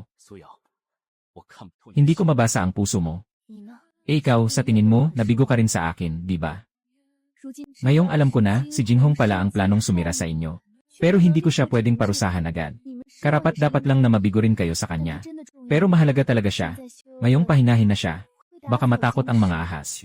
Asawa ko, naiintindihan ko ang ibig mong sabihin. Sasamahan kita. Kuya Jinyuan, buti na lang at nandito ka pa. Salamat. Kung sakaling saktan mo ulit ang asawa ko, hindi kita palalampasin. Hindi ko siya kailanman patatawarin. Ano ba talaga ang nasa isip ni Suyaw, sabi niyo? May sariling konsiderasyon ang asawa ko. Sabi niya, mahalaga si Jinghong para sa hinaharap. Anong malaking silbi ba ang pwede ni Jinghong? Mas mahalaga pa ba yon kaysa sa buhay naming 5? Palagi niya kaming itinuturing na mga tagalabas. Noon, malapit siya kay Jinghong. Ngayon, malapit na naman siya sa batang aso. Nakakainis. Shuyon, parang mas lumakas ang lakas mo. Sa mismong sandaling iyon lang, nakaabot na ako sa 2nd antas. Sa wakas, pwede nang mag-level up ang kakayahan ko. Ang talas ng mga mata mo, sobra talaga. Talagang kaya mong magbago at maging isang dambuhalang ahas. Ang exciting sobra. Sino ba ang palihim na nagplano laban sa akin kagabi? Lumabas ka na dyan, bilis. Ang mukha ko, ang buntot ko. Ang mga pakpak ko. Ahas iyon ang tribo ng ahas. Gabi pa lang, nagbago na ang isang beastman at ginulat ako bilang malaking ahas. Tapos ninakawan pa ako habang tulog ako. Isang beastman sa ika-4 na antas. Nasugatan at nauwi pa sa ganitong ayos. Kani-kanina lang, ang laki ng yabang at ang tapang niya. Pero ngayon, ganyan ang bagsak niya. Natural lang na bumalik sa kanya ang ginawa niya. Huwag kang magpa-victim dito at magkunwaring inosente. Tinutuya mo ba ako? Lene, ganito na siya, pero para bang masayang-masaya pa ang iba.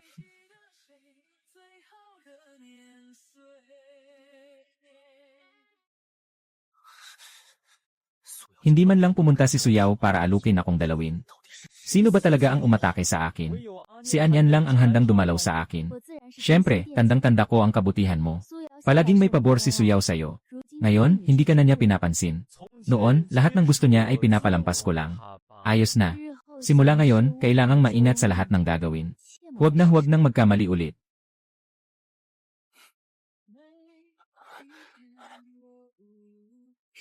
Kung sakaling magloko ulit si Jinghong, tiyak na parurusahan ko siya ng mabigat. Siguradong gagawin ko yon. Malaki na si Yaw Yaw. Ang bait at ang sagrado niya sa mga magulang. Pakiusap, Yaw Yaw, turuan mo rin ako ng paghahabi ng damong sapatos. Ang mumurahing damong sapatos ay halos walang silbi. Talagang walang halaga. Ang sabi ng asawa ko ay tama.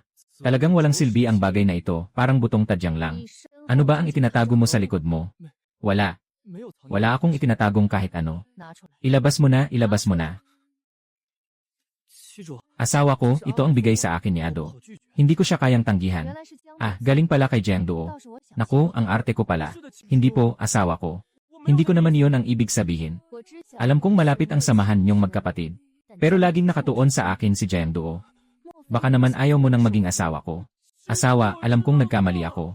Ayokong iwan ka. Kinyu, hindi ko kayang hiwalay sa'yo. Itapon mo na ang lumang sapatos na yan sa harap ni Jiang Duo. Patawarin mo na lang ako. Dahil minahal na kita noon pa. Bakit ba ayaw mong tandaan? Pwede ba?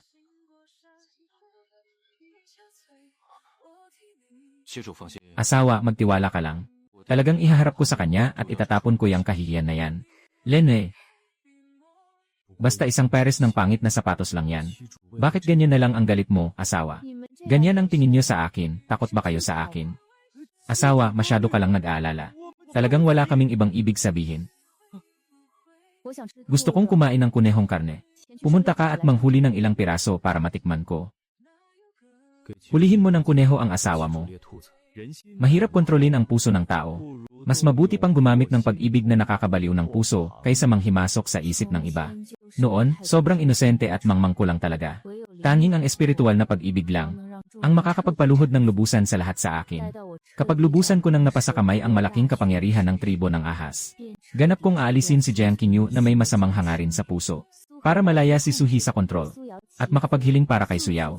Agad na palakasin mo ang iyong kapangyarihan sa paningin. Ang kapangyarihan sa paningin na ginamit kalahating taon na ang nakalipas ay humihina na habang tumatagal. Si Suhi ang susi sa paghawak ng tribo ng ahas. Agad akong pupunta. Kayong lahat ay pampadyak ko lang sa tagumpay.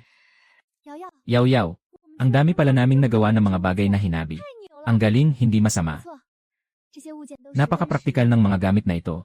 Pwede nating dalhin sa pamilihan at ipagpalit sa asin. Talagang may mapagpapalit ba ang asin sa napakahalagang asin? Hindi pa natin sigurado. Pero kailangan pa ring subukan para malaman.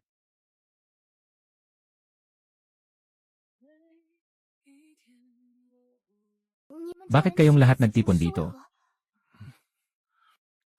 Suyao, ngayong gabi, ako ang mag-aalaga sa kuweba ko. Ayos na ba ang mga sugat ninyong tatlo? Mas maaga nang gumaling. Kahit hindi pa. Mukha namang wala ka ng pakialam sa amin. Ang bastos mo talaga. Yaw, umabot na ako sa ikatlong antas ng aking may kakaibang kapangyarihan. Ngayong gabi, punta ka sa kuweba ko para magdiwang tayo. Ikaw nga noon ay nasa ikalimang antas. Ngayon ay bumagsak ka na sa ikatlong antas. Ano pa bang isi-celebrate mo, asawa? Ngayong gabi, punta ka sa kuweba ko. Hayaan mong mahawakan ko ang buntot ng liebre ko. Ganyan ka umasta. Loko kang liebre, wala kang hiya. Kayo talaga, naiinggit lang kasi mayroon akong napakagandang buntot ng liebre. Hehe. Ay. Luminyan. Mula sa'yo, lumalabas na ang mabahong amoy ng soro, ha? Ikaw nga ang nagsasabi, mabango raw ako. Parang sasabog na ang butil ng paghula mo sa mukha ng iba. Gu Qingzhao. Sa tingin ko, mas bagay ka kapag hindi nagsasalita. Nandito si ina at kapatid na Ayan. Halika at tingnan mo. Ang mga sapatos na yari sa damo ng iyong kapatid. Suot niya, bagay na bagay talaga. Si Yao yan. Sa wakas, may nagawa rin siyang kapaki-pakinabang para sa tribo. Ayan, si Yao ay kapatid mong babae. Pag naging pinuno ka balang araw, pwede siyang maging katuwang mo sa ritual. Magkasundo kayong magkapatid. Para mas mapalayo pa ang paglalakbay ng tribo ng ahas. Alam mong si Yao ay kapatid kong babae. Siyempre gusto kong makisama siya ng maayos. Sige na nga. Talagang ang ganda ng mga sapatos na damo. Nakakainis, hindi man lang binigyan ng peres si Ijay nitong si Yao. Sabihin mo na lang sa ina mo mamaya. Na gumawa rin siya ng angkop na pares para sa'yo. Salamat po, ina. Ang sapatos na damo na ibinigay ni Ama Suyao, nakakapanghinayang, durog na. Itapon mo na agad. Ang sapatos na damo na ibinigay niya, nakakapanghinayang, durog na. Itapon mo na agad. Pagkaraan ng 10 araw, bubuksan na ang pamilihan ng palitan. Hindi na sapat ang asin ng ating tribo. Kailangang magpalit. Nagising na ang kakayahang makahoy ni Inayaw. Para maayos ang relasyon ko sa kanya, mas mabuti pang isama niya ang ilan niyang asawang hayop. Samahan mo akong pumunta sa pamilihan ng palitan. Sige, kung ano ang sabi ni Ines, yun na rin. Hayaan mo na si Yao na sumama sa'yo. Kuya Jinyuan, anong nangyari sa'yo? Mahal na asawa, huwag kang lumapit.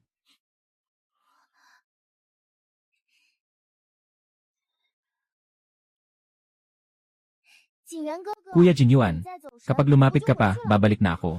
Pito. Napakaawa naman ni Jinyuan.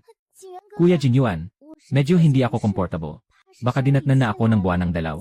Kuya Jinyuan, medyo hindi ako comfortable. Baka dinatnan na ako ng buwanang dalaw. Aba, dumating na pala ang buwanang dalaw ni mahal na asawa. Kung ganoon, huwag na lang ngayong gabi, mahal na asawa. Gusto ko munang magbanlaw ng katawan. Para presko naman sandali. Naiintindihan ka namin, sige na nga.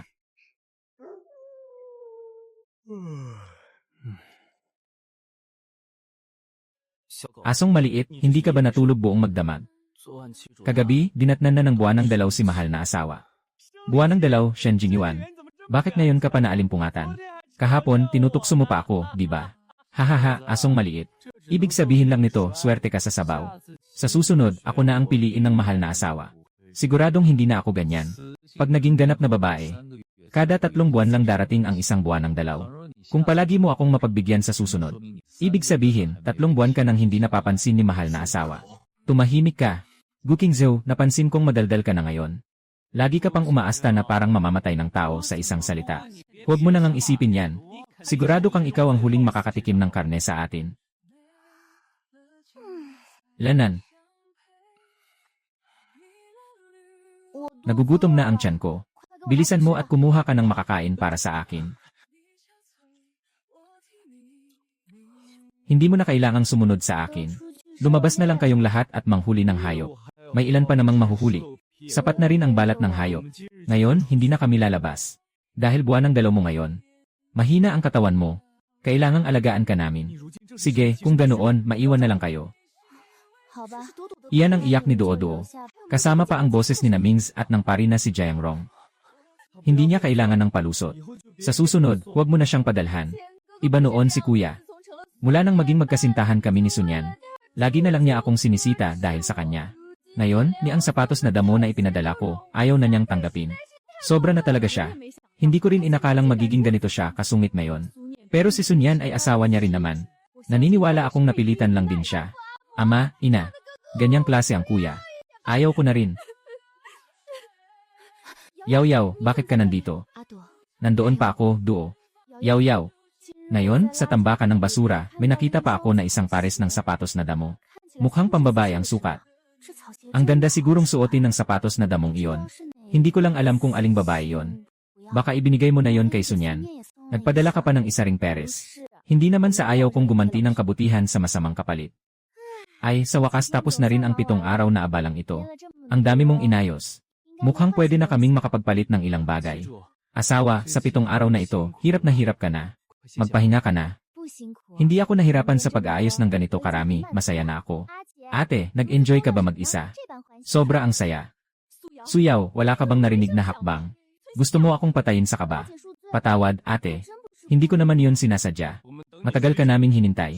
Kung hindi man matuloy ang palitan, bahala na. Sinadya mo pang gulatin si Inyan. Kasalanan ko na lang lahat na. Ako kasi, puro gulo ang dala, nakakasawa na sa iba. Dati naman akong tahimik lang. Pero ni isa, wala akong nagawa ng maayos. Matagal din akong nagkandara pa. Papalit lang natin ito sa 3 galong lumang asin, 16 na balat ng hayop at 7 bihag. Sa mga sirang gamit mo, may makukuha ka pang magandang kapalit. Ano nang sabi mo? Yan lang talaga ang makukuha. Hindi ako nagsasabi ng kahit kalahating kasinungalingan. Ikaw, napakasama mo talaga, nakakatakot ka na sobra. Baka sa susunod na balik ko sa pakikipagpalitan. Kahit hindi ito ayos, hindi rin pwedeng basta na lang manghusga ang iba. Hindi naman tayo pwedeng sisihin ng mga tagalabas. Hindi naman importante kung magtagumpay o mabigo ang palitan. Pero hindi mo dapat basta na lang niloloko at iniinis ang lahat. Mismong si ina ang nagpasama sa akin para sa pagsasanay. At may malaki siyang pag-asa sa'yo. Halos nalinlang ako ng inuugali mong mahina at inosente. Asawa, talagang may asin nga sa mga tinapay nila sa likod bahay. Imposible yan. Talagang imposibleng mangyari. Totoo iyon. Lahat ng ito ay nakuha sa totoong pakikipagpalitan. Hindi man lang hinaluan ng daya. Nakaasa pa tayo sa pangmatagalang pakikipagtulungan. Ang iba pang mga tribo ay sabik din sa mas marami pang palitan. Asawa, huwag ka sanang magpadalos-dalos. Sa hinaharap, marami ka pang oras. Sundin mo na lang ang sabi mo. Bumalik ka at ipaalam sa tribo. Hindi inaasahan ng lahat na ganito pala katalino si Eyaw. Ang galing naman ng pakiramdam niya sa negosyo. Maraming salamat sa papuri mo, ate. Sadyang sinuwerte lang ako ng kaunti. Agad nang sisimula ng sistema ang nakatakdang plano. Mula ngayon, sa'yo na lahat umaasa.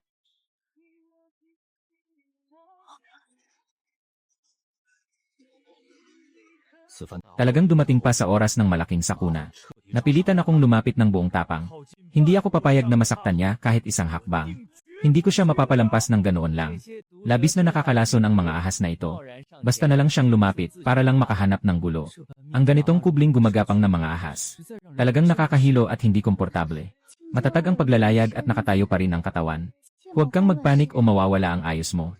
Talagang kinatatakutan ko ang nilalang na ito. Talagang hindi ko kakayanin.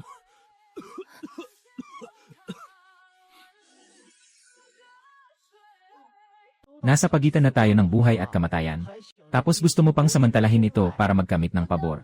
Totoo, takot lang talaga ang nasa puso ko. Wala akong nikatiting na ibang iniisip. Pakiusap, huwag na kayong magtalo pa. Kapag takot ang nararamdaman ng bawat isa, ganoon talaga. Salamat, asawa, sa sobrang pag-unawa mo sa akin.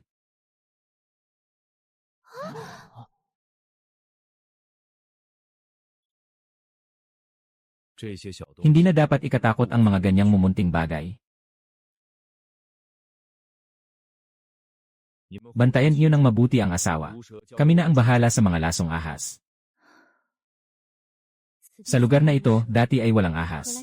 Paano naman magkakaroon ng napakaraming lasong ahas? Baka may isang hindi kilalang uri na palihim na may pakana. Nahuli ka na namin, munting bagay.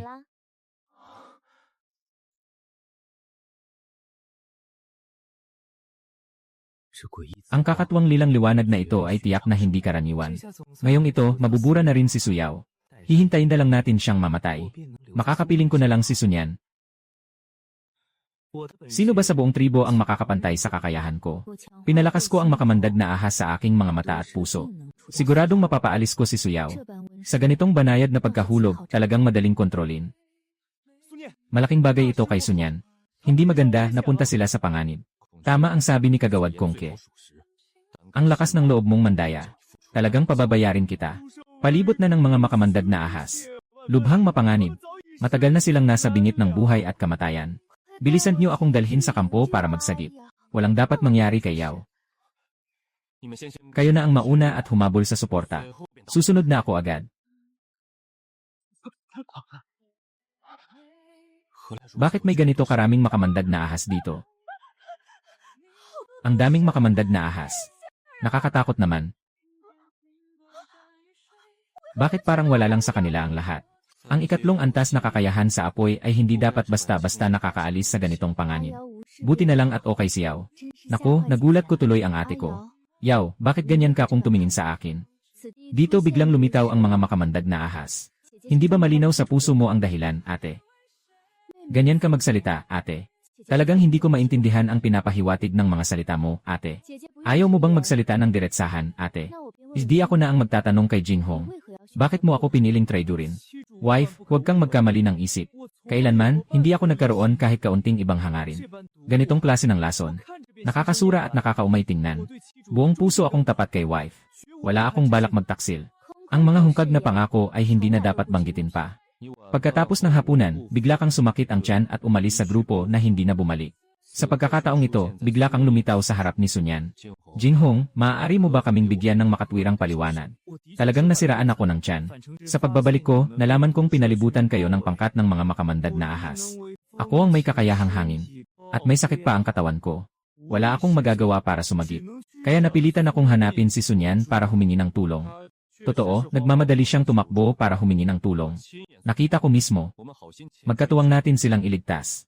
At nauwi pa sa pagdududa niyo sa akin at pagsasabing masama ang puso ko. Suyao, bukod sa pagdududa sa mga Diyos at multo, may kaya ka pa bang iba? Hindi nakapagtataka kung bakit paborito ka ng leader ng tribo. Ang ilang babaeng beastman ay talagang hindi bagay mahalin ng todo. Kinyu, huwag kang ganyan. Makipag-usap ka kay Yao. Kung ganyan ka pa, magagalit na talaga ako. Sige na, hindi na ako magsasalita. Wife, huwag kang magalit. Magdala kayo ng ilang bangkay ng makamandag na ahas. Gapusin si Jinghong sa kamay at paa. Dalhin siya pabalik sa tribo ng ahas para litisin. Suyao, medyo sobra na yata ang pagdadasal mo kay Jinghong. Narinig ko na ipinagpalit nila ito sa 7 garapon ng asin. Malinaw na maayos naman ang naging takbo ng biyahe. Narinig ko na gusto ng leader na gawing tagapagmana ng mataas na pari si Suyao. Baka medyo napalampas siya sa realidad. Si Jinghong ay asawa mo. Bakit mo siya hinahatulan sa harap ng lahat? Ano ba talaga ang gusto mong gawin? Wife, asawa mo ako. Paano ko magagawang sadyang saktan ka? Wala akong kinalaman sa usapin ng makamandag na ahas. Basta nagkataon lang na sumabay ako sa pangyayari. Akala mo ba talaga tanga akong 3 taong gulang? Ang galing mong mag-ayos ng palusot. Aminin mo ng buo. Sa aminin ang lahat. Mas mabuti pang magsabi ka ng totoo. Sadyang pinagsabihan ang sarili mong wife. Iyan ay mabigat na kasalanan ng tribo. Alam mo ba ang mali mo? Pagbalik sa leader ng tribo, tungkol sa mga makamandag na ahas. Wala talaga akong alam. Tamang-tama, dala lang ng gutom yan. Nakikita kong napaligiran ang mga tao. Wala akong magawang tulong. Kailangan ko nang pumunta at humingi ng tulong kay Sunyan at sa mga asawa niya. Si Sunyan at ang mga beast husband niya ang makakapagpatunay para sa akin. Totoo ba ang sinasabi ni Anyan at ni Jinghong? Nay, bigla ko lang naalala ang isang mahalagang bagay. Ano pa ba ang gusto mong sabihin? Bago pumunta sa trading market, nakita ko noon si Jinghong na may kasamang babae papasok sa likod ng bundok. Nay, alam niyo ba kung sino ang babaeng iyon? Hindi mo na kailangang hulaan. Ako ang kasama ni Jinghong noon sa likod ng bundok. Asawa. Bakit ikaw lang ang magkasamang pumunta kay Jinghong sa likod ng bundok? Anyan, si Jinghong ay bayaw mo. Hindi ka dapat nakikipag-usap ng solo sa kanya. Ang bilin ni nanay ay, dapat laging tandaan ng babae sa puso ang pag-ingat. Kung talagang gusto niya si kuya, didiretsuhin niya ako. Handa akong magtiis at isuko pa ang minamahal ko. Bakit kailangan mo pang palihim na manggulo at magpasimuno ng iskandalo? Yaw, huwag kang padalos-dalos at magkamali ng akala sa akin. Ako at siya, normal na usapan lang ang pinag-usapan namin. Yaw, hinanap ko si Jinghong hindi para sa iba pa. Gusto ko lang itanong sa kanya ang tungkol sa kapangyarihan mong muling gumising sa lakas ng puno. Hindi ba't gusto rin malaman ng ate ang tungkol sa ability ko? Hindi ko alam. Gusto malaman ni ate kung ano ang ability ko. Yaw, huwag kang magkamali ng iniisip. Pakiramdam ko lang may mali. Noong bata pa, lagi namang naangkop ang paggising ng ability. Pero ika-18 ka lang nagising, ang laking sablay nun. Ang pagigising sa edad 10 ang normal. Kaya nga pakiramdam ko, hindi normal ang paggising ko. Ate, iniisip mo bang ikaw lang ang may karapatang magising? Nakakagulat ang paggising ng isang espesyal na kakayahan. Ate, hindi mo ako dapat minamaliit. Ginagawa ko rin ito para sa ikabubuti mo. Paano mo nagagawang isipin ako ng ganyan? Tinanong ko lang si Jinghong. Siya ang pinakaalam sa nakaraan mo. At wala rin siyang alam sa nangyayari. Kung gusto mong maghintay, isipin mo na lang na seloso ako. Naniniwala ako sa asawa ko. Suyaw, huwag kang basta maghinala at magreklamo kung kani-kanino. Sige na. Yaw, ako na ang pupunta sa bundok Kuiping para linawin ito. Huwag kang basta-basta manghinala. Masasaktan mo ang puso ng mga taong malapit sa iyo. Nay, naniniwala ako kay ate. Hindi ba't akala mo matatabunan lang ng isa pang panibagong iskandalo si Jinghong? Kapag may panganib, lahat ng asawa ko ay nasa tabi ko. Pinoprotektahan nila ako hanggang dulo. Bakit si Jinghong lang ang beastman na pumili na humingi ng tulong sa kanya? Anak ng paboreal.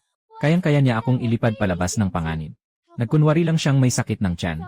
Matagal na sana niyang alam na may palihim na atake ng lasong ahas. Nakatago siya sa dilim. Nakatitig lang siya, hinihintay akong mawasak. Yaw, bantayan mo ang pananalita mo. Ako ang nanay mo. Lahat yan ay hula mo lang. Walang batayan. Umuwi ka na at sumunod ka. Talaga bang ganun siya kasuklam sa akin? Pasensya na po, Manggagamot Su, pwedeng pakiusap na tulungan niyo ako. Maaari po bang suriin niyo si Jinghong kung talagang hindi siya maayos ang katawan? Ano na ngayon ang gagawin ko? Hindi po kailangang istorbohin pa si Manggagamot Su. Sumama lang ang tiyan ko dahil sa kinain ko. Ama, pakisilipan mo nga siyang mabuti. Kung mabuking na sinadya mong ipahamak ang asawa ko, malaking kasalanan yon. Baka ikulong ka pa sa madilim na kulungan. Ano ba ang gagawin ko? Talagang ikaw ang may gawa nito, Jinghong. Pati si Yaw, napaghihinalaan na ako. Aminin mo na agad.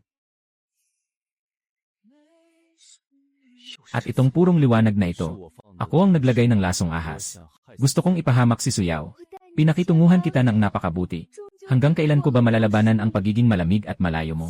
Jinghong, nagkamali ako sa pagtingin sa'yo. Huwag kang mag-alala, aking asawa. Nandito pa ako. Paano mo nagawang balakin na saktan ang aking anak? Napakatapang mo. Malakas at malusog ang pinuno. Wala siyang anumang nararamdamang kakaiba. Ito ay purong paghihiganti lamang. Ito ay binalak niya ng matagal na. Mahigpit na parusa ang dapat. Binalak saktan ni Jinghong ang mga kasama sa tribo. Malinaw ang ebidensya ng kanyang kasalanan. Ikulong siya kaagad sa piitan ng tribo. Hindi siya maaaring palayain nang walang utos mula sa akin. Sabi ni Anyan, tiyak na ililigtas niya ako. Yaw, masyado kong sineryoso ang mga salita ng ate ko. Kasalanan ko. Kayo ang pinuno ng tribo. Lubos ko po kayong naintindihan. Hindi ko kayo sinisisi, Kuya King Zhao. Pagod na ako, ihatid mo na ako pabalik. CJ.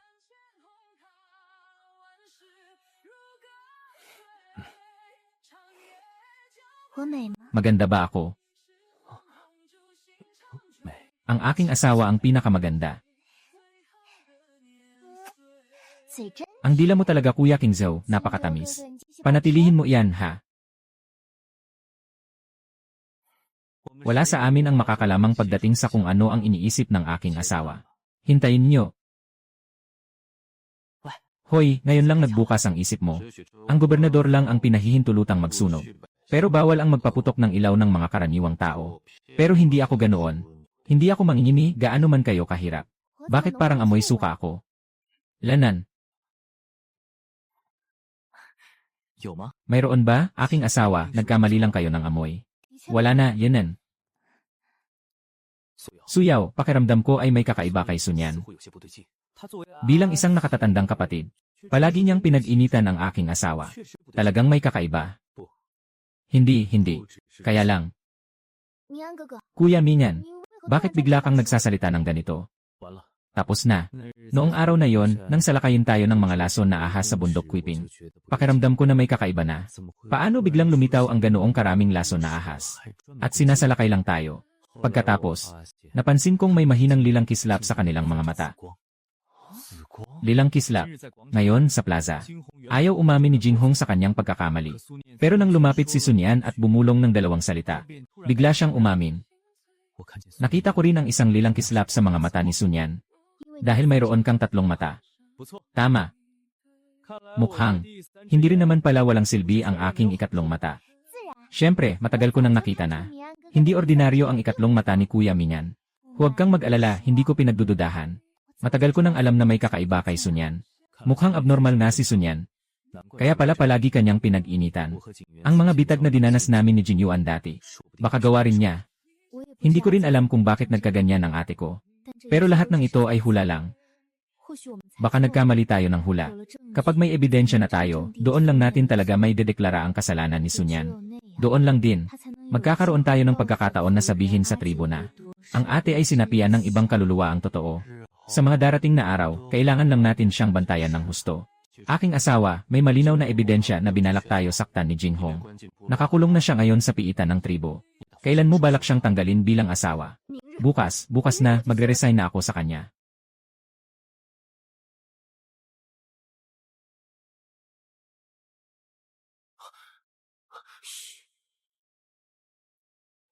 Kailangan ng sistem ng pansamantalang permiso.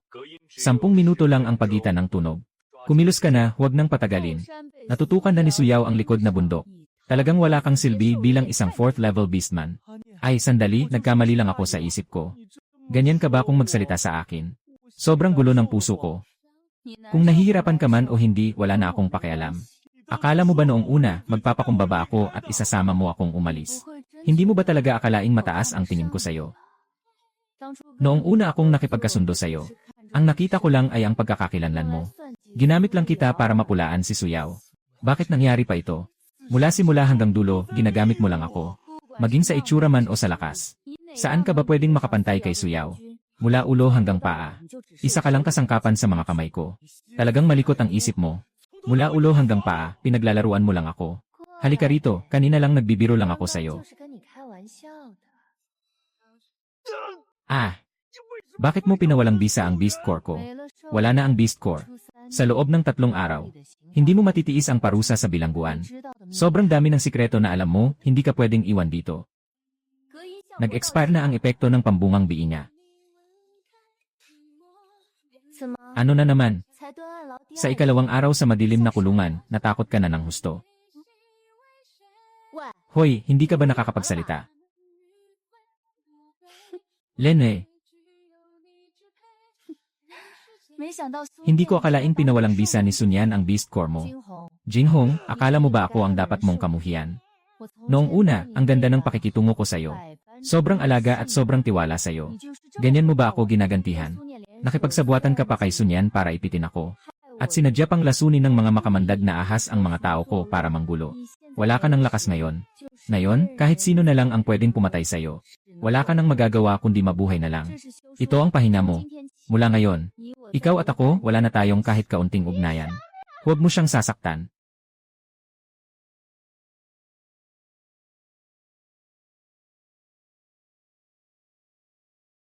Sa susunod, lahat ng babae ay susunod kay Suyaw para matuto ng paghahabi. Para makatulong sa tribo na kumita pa ng mas maraming pagkain.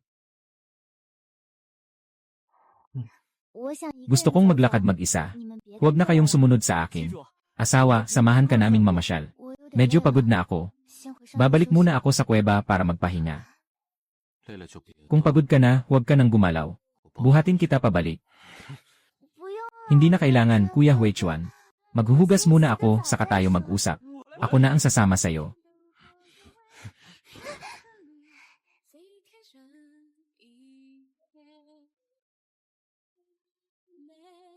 Asawa, huwag kang mag-alala at maligo ka lang. Hindi ka namin gagalawin. Kayong 5, aalis na ba? Delikado kapag nag-iisa kang naliligo. Asawa, samahan na kita maligo. Kumilos ka naman ng maayos. Huwag mong takutin ang ate ko. Anong ginagawa mo? Anong masama kung samahan ko si asawa maligo? Ikaw lang ang nagsiselo sa akin, tama. Bilisan mo nga at hilahin mo siya palayo. Huwag ka nang maingay dito. Umalis na ang mga isda. Bakit ka pa nakatayo riyan at nag-aaksaya ng oras? Ikaw naman, anong hinihintay mo? Kailangan kong manatili rito para magbantay. Para walang sinumang magkaisip na agawin si asawa. Ang ganda talaga ni asawa. Nagising pa ang good type special power. Talagang nakakabahala ang mga mensahe sa imbitasyon. Isa kang ibon. Hindi ka naman talaga marunong sa tubig. Kaya ako na lang ang magbantay. Asawa ko. Mauna ka munang bumalik sa yungib. Ngayong gabi, ako ang maiiwan para magbantay sa asawa ko. Huwag mo siyang saktan. Hindi ko siya sasaktan. Ikaw na ang bahala sa paghuhugas. Asawa ko. Salamat at pinili mo ako.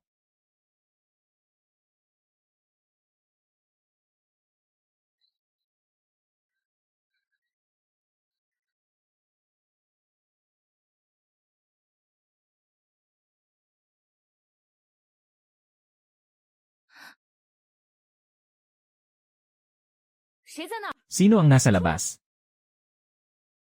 Ako ang asawa mo. Natuklasan mo pala ako. Kuya Jinyuan, ano ba yung palihim mong ginagawa? Wala, hindi ako palihim na pumunta. Sige na nga, hindi na kita asar. Bakit ka na naman bumalik? Asawa ko, yung pangako mo sa akin noon. Pwede bang pumunta ako sa yungib mo ngayong gabi? Hindi pwede, hindi na pwede ngayong gabi. Kuya Jinyuan, huwag ka nang malungkot, dadalhin kita sa mas magandang lugar. Asawa ko, anong ginagawa natin dito? Ang tatlo nila, sobrang mapanuri. Malapit na nilang mapansin, hindi na maganda ang sitwasyon. Kung pumunta ka sa yungib mo ngayong gabi, siguradong hindi tayo mapayapa. Gusto mo pa bang bumalik?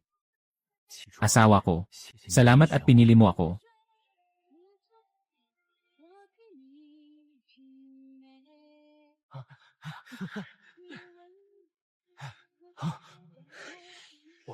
Niloko na naman tayo ng lalaking yon.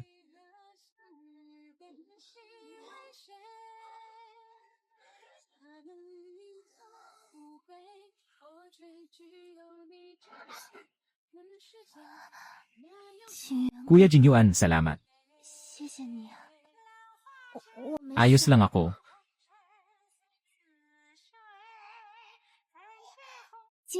Kuya Jinyuan, umangat na sa ikalawang antas ang kakayahan kong kumopya.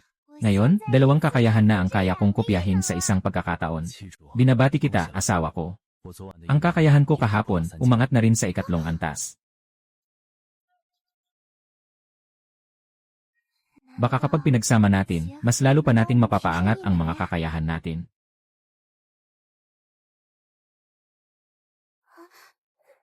Tara na. Medyo mahimbing na ang tulog ni Suyaw kagabi. Ayos naman. Talaga. Hindi ko akalaing matututo pa ang lalaking yun ng ganitong pakulo. Sabi ko na nga ba, hindi marunong bumasa ng mood ang utak ng tigre. Naitulak tuloy siya ng isang maliit na aso hanggang malito. Mingming, sino ba ang hinihintay mo? May mga taong akala nila matalino sila, pero naloloko rin pala. Hinila ako pala yun ni Muxiao yun. Yen, hindi ka rin naman umamin. Sobra ka na. Huwag na kayong mag-ingay. Napagod si asawa ko kagabi. Kailangan niyang magpahinga. Napagod siya. Pumutok na sa 3 antas ang kakayahan mo. Kanina pa kayo naghihintay dito. Bakit hindi pa kayo maghanda ng makakain para sa asawa ko? Bilisan niyong maghanda ng pagkain para sa asawa ko. May isa pa akong bagay na gusto kong ipakiusap sa inyo.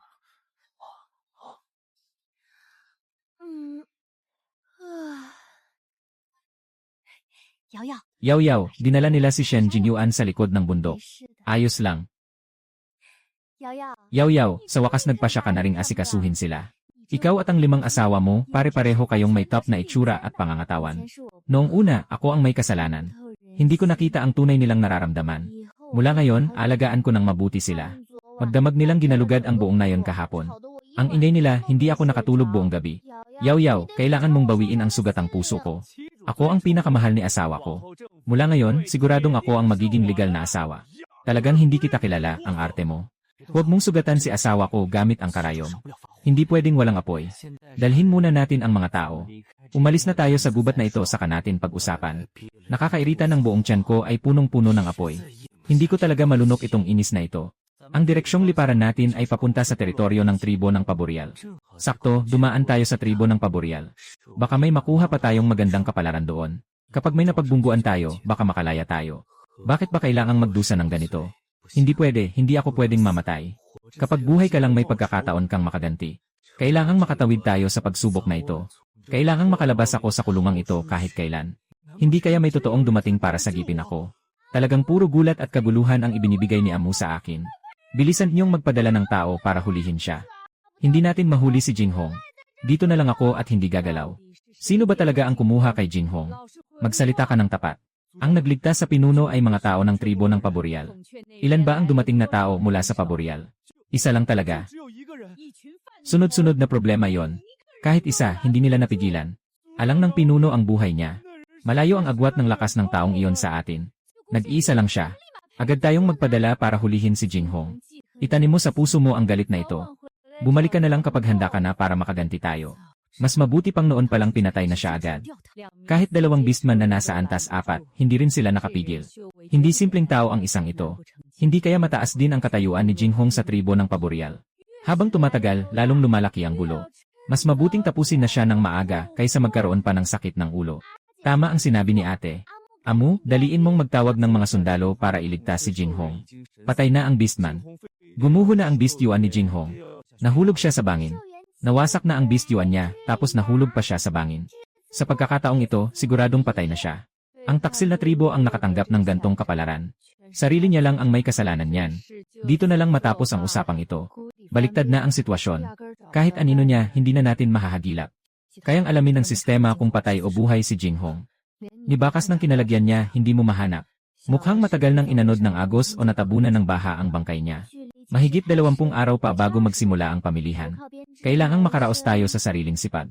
Subukan nating maghanap ng anumang pwedeng kainin sa ilang. Noon, natatakot akong humawak dahil baka may lason. Hindi ko inakalang ang sarap pala. Sa wakas, nakalabas din ako sa madilim na kulungan. Muli na kitang nakaharap sa araw. Ang tribo ng Paboreal ay wala nang kinalaman sa akin. Hindi na nila kayang sumugal at iligtas ako. Nagpahinga ako ng ilang araw. Sa wakas, nagising ka na rin. Paano naging si Suyaw ang nagligtas sa akin? Kung hindi ako kumilos. Matagal ka nang nabubulok sa madilim na kulungan. Bakit pa siya magsasayang ng lakas para iligtas ako nang wala siyang pakinabang? Sama-sama tayong kumain at uminom ng masaya. Ikaw lang ang pwedeng kumain ng mga gulay. Nakatingin lang at pinapanood akong kumain ng karne. Talagang inilagay mo ako sa alanganin. Hindi ko matanggap na itong kubong kahoy na ito ay pinagtulungan naming 5. Nagpapanggap ka pang inosente at nagkakamot ng paa. Swerte lang talaga. Gusto mo yatang malinawan ko kung bakit kita sinagip. Ngayon ba parang nahiya ka na sa akin? Kung ikukumpara sa pagiging pinabayaan sa madilim na kulungan at pinarusahan bilang lasong beke, alin ang mas nakakahiya? Ang kapal naman ng mukha mo. Ayaw mong makinig. Sisiguraduhin kong tandaan mo ito. Huwag kang magkunwaring hindi ka apektado, alam naming nasasaktan ka rin. Kumikindat pa ako at ibinabalik kita sa madilim na kulungan. Mukhang talagang natatakot kang bumalik. Sinagip kita para guluhin si Sunyan. Huwag kang mag-alala, magagawan ko ng paraan ang lalamunan mo. Pero huwag kang masyadong maaga matuwa. Matagal ka nang hinahanap ni Sunyan. Kapag nakita ka niya, siguradong patay ka. Maliban na lang kung makikipagtulungan ka sa akin. Wala ka ng ibang mapagpipilian. Kung gusto mong mabuhay, kainin mo muna ang mga ito. Malubha ang mga sugat mo. Tapos gutom ka pa ng ilang araw. Kumain ka muna ng 2 araw na magaan lang. Pagkalipas ng ilang araw, bibigyan kita ulit ng karne. Ayos na. Dalhin mo siya sa kubong kahoy. Ako ang magpapagaling sa kanya. Kailangan pa niyang gamutin ng ganito katagal. Ano ba, tumigil ka nga sa pagrampa. Hindi pa ba hinahanap ng puso mo ang munting Paboreal na yon? Kuya Minyan, hindi ka ba naniniwala sa akin? Iniligtas ko siya para mabunyag lang ang tunay na anyo ni Sunyan. Ako ang nagkamali ng hinala. Huwag ka nang magalit. Ang pinakamahalaga sa atin ay ang tiwala. Ginagawa mo ba ito para asarin ako? Tigil na sa kalokohan, magseryoso ka nga. Sa ayos mong iyan, paano ako magiging seryoso? Hindi na ako magugulo pa, kailangan pa nating bumalik sa tribo ng ahas. Magkalapit kayo ni Jinghong. Talagang di ko maiwasang mag-isip ng kung ano-ano. Iniligtas ko siya para lang alamin ang problema ni Sunyan. Naniniwala ako sa'yo. Ikaw ang pinakamatalino, at pinakalawak ang pananaw. Palagi akong kakampi mo. Ay, ang kabutihan mo, natatanggap ko na.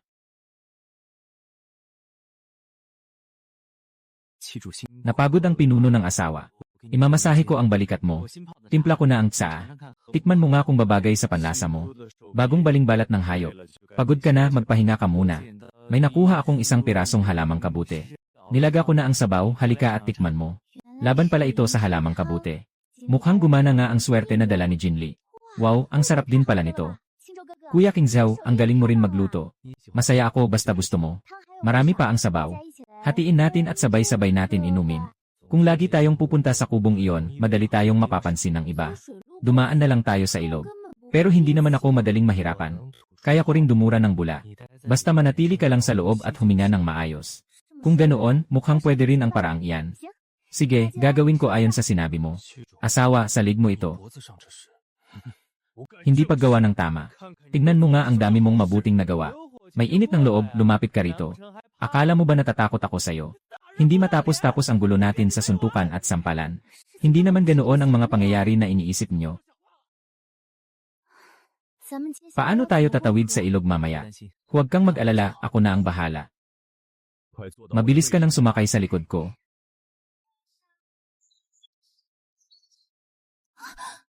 Huwag kang matakot, walang problema kahit huminga ka ng todo sa loob. Mag-relax ka lang. Subukan mong ibuka ang bibig at huminga. Ang galing naman. Talagang kaya niyang huminga. Masaya ka na niyan.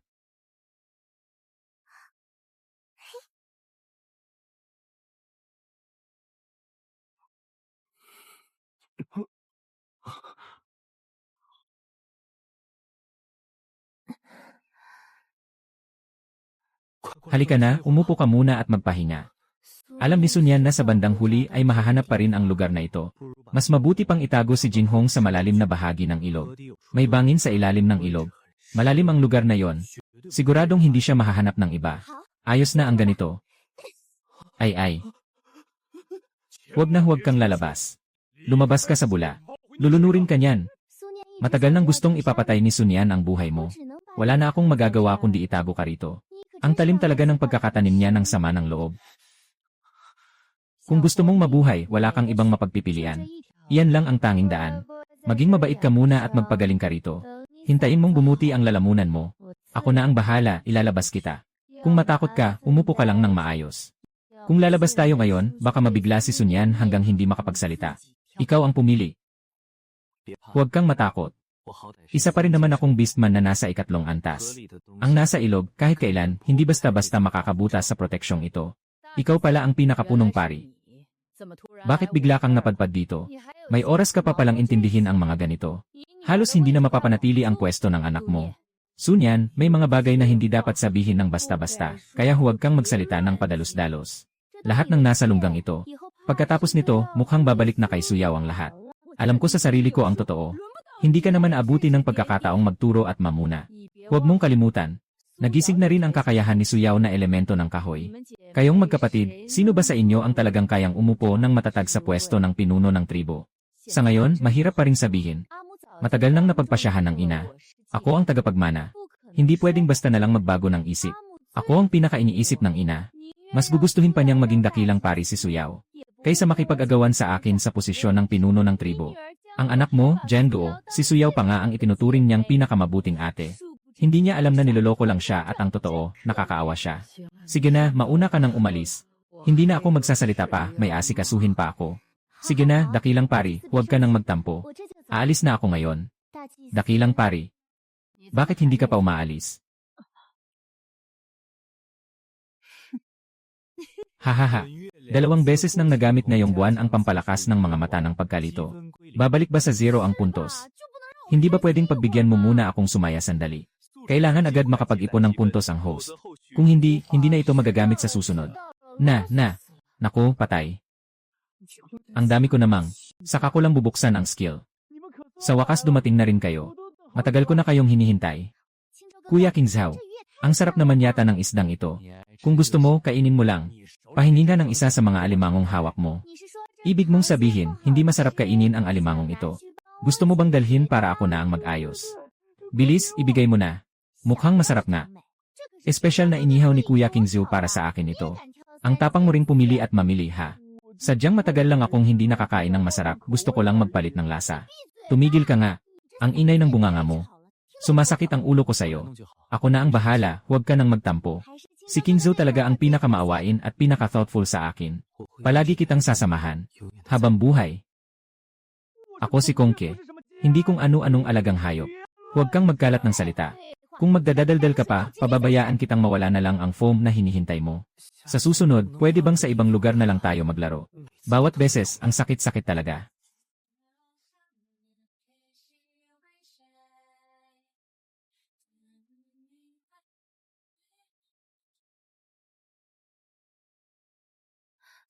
Bakit kaya ang tagal mo at hindi ka pa bumabalik? Asawa, nakabalik na ako. May nakita akong bagay. Sama ka at tingnan mo. Kuya King Zhao, saan mo ba ako dadalhin? Asawa, may natuklasan akong kakaibang lugar. Gusto kitang pakiusapang tingnan mo. Hawakan mong mabuti. Malapit na tayo.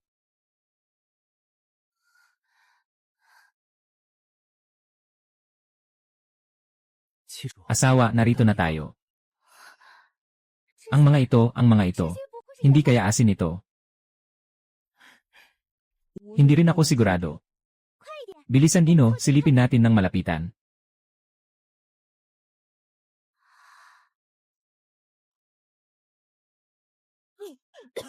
Ang alat naman, Kuya King Zhao. Totoo ngang maalat. Nakahanap na tayo ng asin. Masyadong maalat ang tubig dito. Hindi pwedeng inumin pero pwede nang banlawan ang bibig. Kuya King Zhao, parang ikaw na talaga ang swerteng isda ko. Bakit mo naman biglang nasabi, asawa? Isang ordinaryong goldfish lang ako. Wala naman akong silbi. Hoy, bawal mong maliitin ang sarili mo ng ganyan. Nakakita ka pa nga ng napakabihirang asin. Paano masasabi na wala kang silbi? Sobrang swerte mo talaga sa akin. Kulang lang talaga noon sa halata. Noong mawala ako, ikaw pa ang nagmungkahi na pumunta sa lawa ng Silver Moon para hanapin ako. Tapos may halamang dagat pang asin.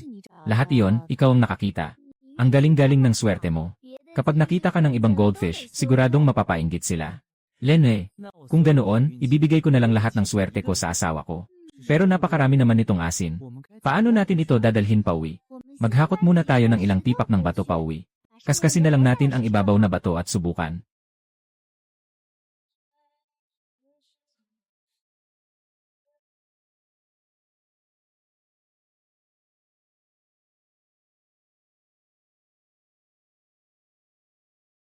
Mukhang may pag-asa naman. Bakit ngayon lang kayo nakauwi? Asawa, may nakaalitan ba kayo? Bakit ang tagal ninyong bumalik? Baka kung ano na naman ang napapaisip ng mga tao. Baka palihim na may ginagawa na naman kayo sa likod namin, ha? Bakit ka nagdadala pa ng mga batong iyan? Mga walang kwentang bato lang iyan, bakit mo pa pinulot? Hindi ito basta bato. Ako ang nagpasama kay Kuya King Zhao para kunin yan. Hindi ito walang silbing bato. Ano bang pakinabang nitong batong ito? Kung tutuusin, talagang hindi pangkaraniwan ang batong ito. Ikaw dyan, tikman mo nga. Lobo ako, hindi aso. Huwag kang basta-basta sumigaw, pwede naman itong kainin. Tikman mo na lang at malalaman mo. Ito ang dinala ni asawa pabalik. Hindi ko naman kayo lolokohin. Ang weird ng lasa. Puro asin ang batong ito. Naku, ang alat nito. Haha, sabi na nga ba, asin talaga. Uminom muna kayo ng tubig para kumalma. Sinadya mo ngang banggain ako. Sinadya kitang asarin. Mag-usap kayo ng hindi hinihingal. Dapat talaga nating maipon ng maayos ang katawan natin. Kailangan ko bang ipagtapat kay asawa ang lahat? Tama, asawa. Asawa, sa tingin mo ba talagang kailangan pa niyang magpalakas? Hindi ko alam. Huwag mo na akong tanungin.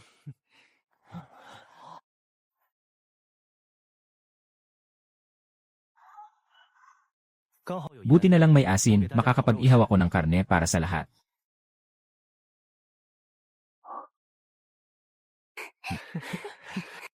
Ang sarap nito.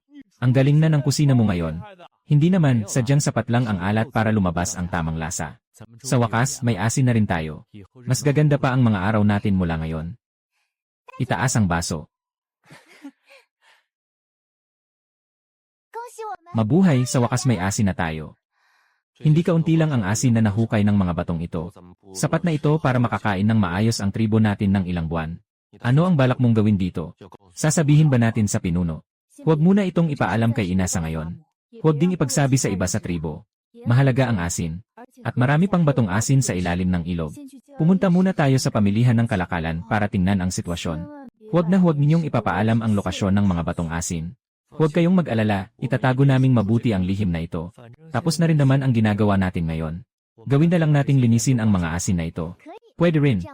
Kung pupunta tayo sa pamilihan ng kalakalan, may sapat din tayong lakas ng loob. Sa 2 araw na ito, sasamahan ko si asawang Panginoon sa ilog. Mahirap ang trabaho rito sa pagkuha ng asin. Pahirapan nyo na lang at dagdagan pa ang sipag nyo. Bakit ka ba sobrang formal magsalita ngayon, King Zhou? Sobrang formal. Halata namang nagyayabang siya. Totoo ba o hindi? Pati si King Zhou marunong ng magselos. Ang sakit nun sa dibdib. Sobrang inosente mo naman. Hindi mo talaga siya mababasa. Huwag kang mag-alala, ako na at kami ang bahala sa'yo. Hindi ka namin hahayaan na maagawan. Kayo talaga, kailangan pa bang ganun ang iniisip nyo? Wala rin akong magagawa. Ang pagkuha ng asin ay trabaho ko talaga. Kuntiyan, medyo mapapagod lang ako nitong 2 araw na ito. Ayos lang, asawang Panginoon, huwag kang maawa sa akin. Hindi naman ako napapagod. Hindi nagbago ang lasa. Bakit biglang nagbago ang taong ito? Maliit na isda, ano nga ba ang sinabi mo ngayon? Ulitin mo nga. Asawang Panginoon, gusto na niya akong saktan. Kuya King Zhou, ano ba talaga ang nangyayari sa iyo ngayon? Umaabuso na ang malakas sa mahina. Asawang Panginoon, bilis, ipagtanggol mo ako. Hindi ko siya kayang pigilan. Ikaw na lang ang mag-isip ng paraan. Lianan, pwede ka bang bumalik agad sa dati? Huwag kang ganyan. Maliit na isda. Kailan ka pa naging ganito kaarte at pa-cute? Ako ang berde kong isda. Lumayo ka nga sa asawang Panginoon ko. Ha, ang asawa mo. Ngayong gabi, si Suyaw ay akin lang. Wala akong ibang pakay. Kinuha ko lang ang ganyang klaseng kakayahan mula sa asawang Panginoon. Inggit ka lang, hindi ba yan likas na talent? Kayo, ni hindi nyo matututuhan yan. Ang dami mong sinasabi. Maniwala ka o hindi, ilalampaso kita. Hindi ako naniniwalang papayagan tayo ng asawang Panginoon na mag-away ng palihim. Gusto mo bang palayasin kita? Ha? Hindi ka talaga si Kuya King Zhou. Sino ka ba talaga? Hindi ako si Kuya King Zhou, sino pa ba?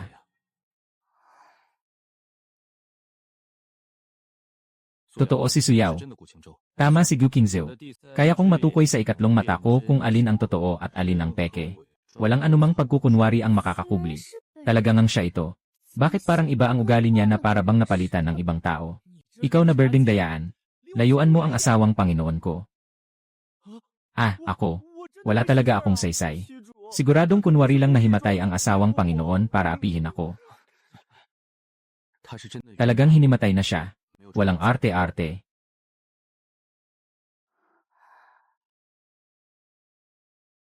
Ayos na. Kuya King Zhou, nagising ka na. Asawang Panginoon, gaano na ba katagal akong natulog? 2 araw na. 2 buong araw kang himbing na himbing. Asawang Panginoon, salamat at ikaw na ang nag-alala para sa akin. Uminom ka muna ng tubig, para makabawi ng maayos ang katawan mo. Asawang Panginoon, asawang Panginoon. Sa totoo lang, may 2 akong personalidad. Ganun pala. Bakit bigla ka na lang nag-iba ng personalidad? Noong nakaraang pagkakataon, dumugo ang ilong ko at nasaktan ako. Kapag nasusugatan at may dugo, lumalabas ang isa ko pang personalidad. Ayos lang naman iyon. Pero sinindak mo ako ng husto. Sa susunod, alagaan kitang mabuti. Hindi na kita hahayaang masaktan at dumugo ulit. Anong klaseng katuwiran iyan na kailangan pa ng asawang Panginoon na protektahan ako? Ang isa ko pang personalidad, hindi ba ang dami ring arte? Parang hindi ka masyadong natutuwa. Hindi naman sa hindi ko gusto. Kailangan ko lang munang masanay.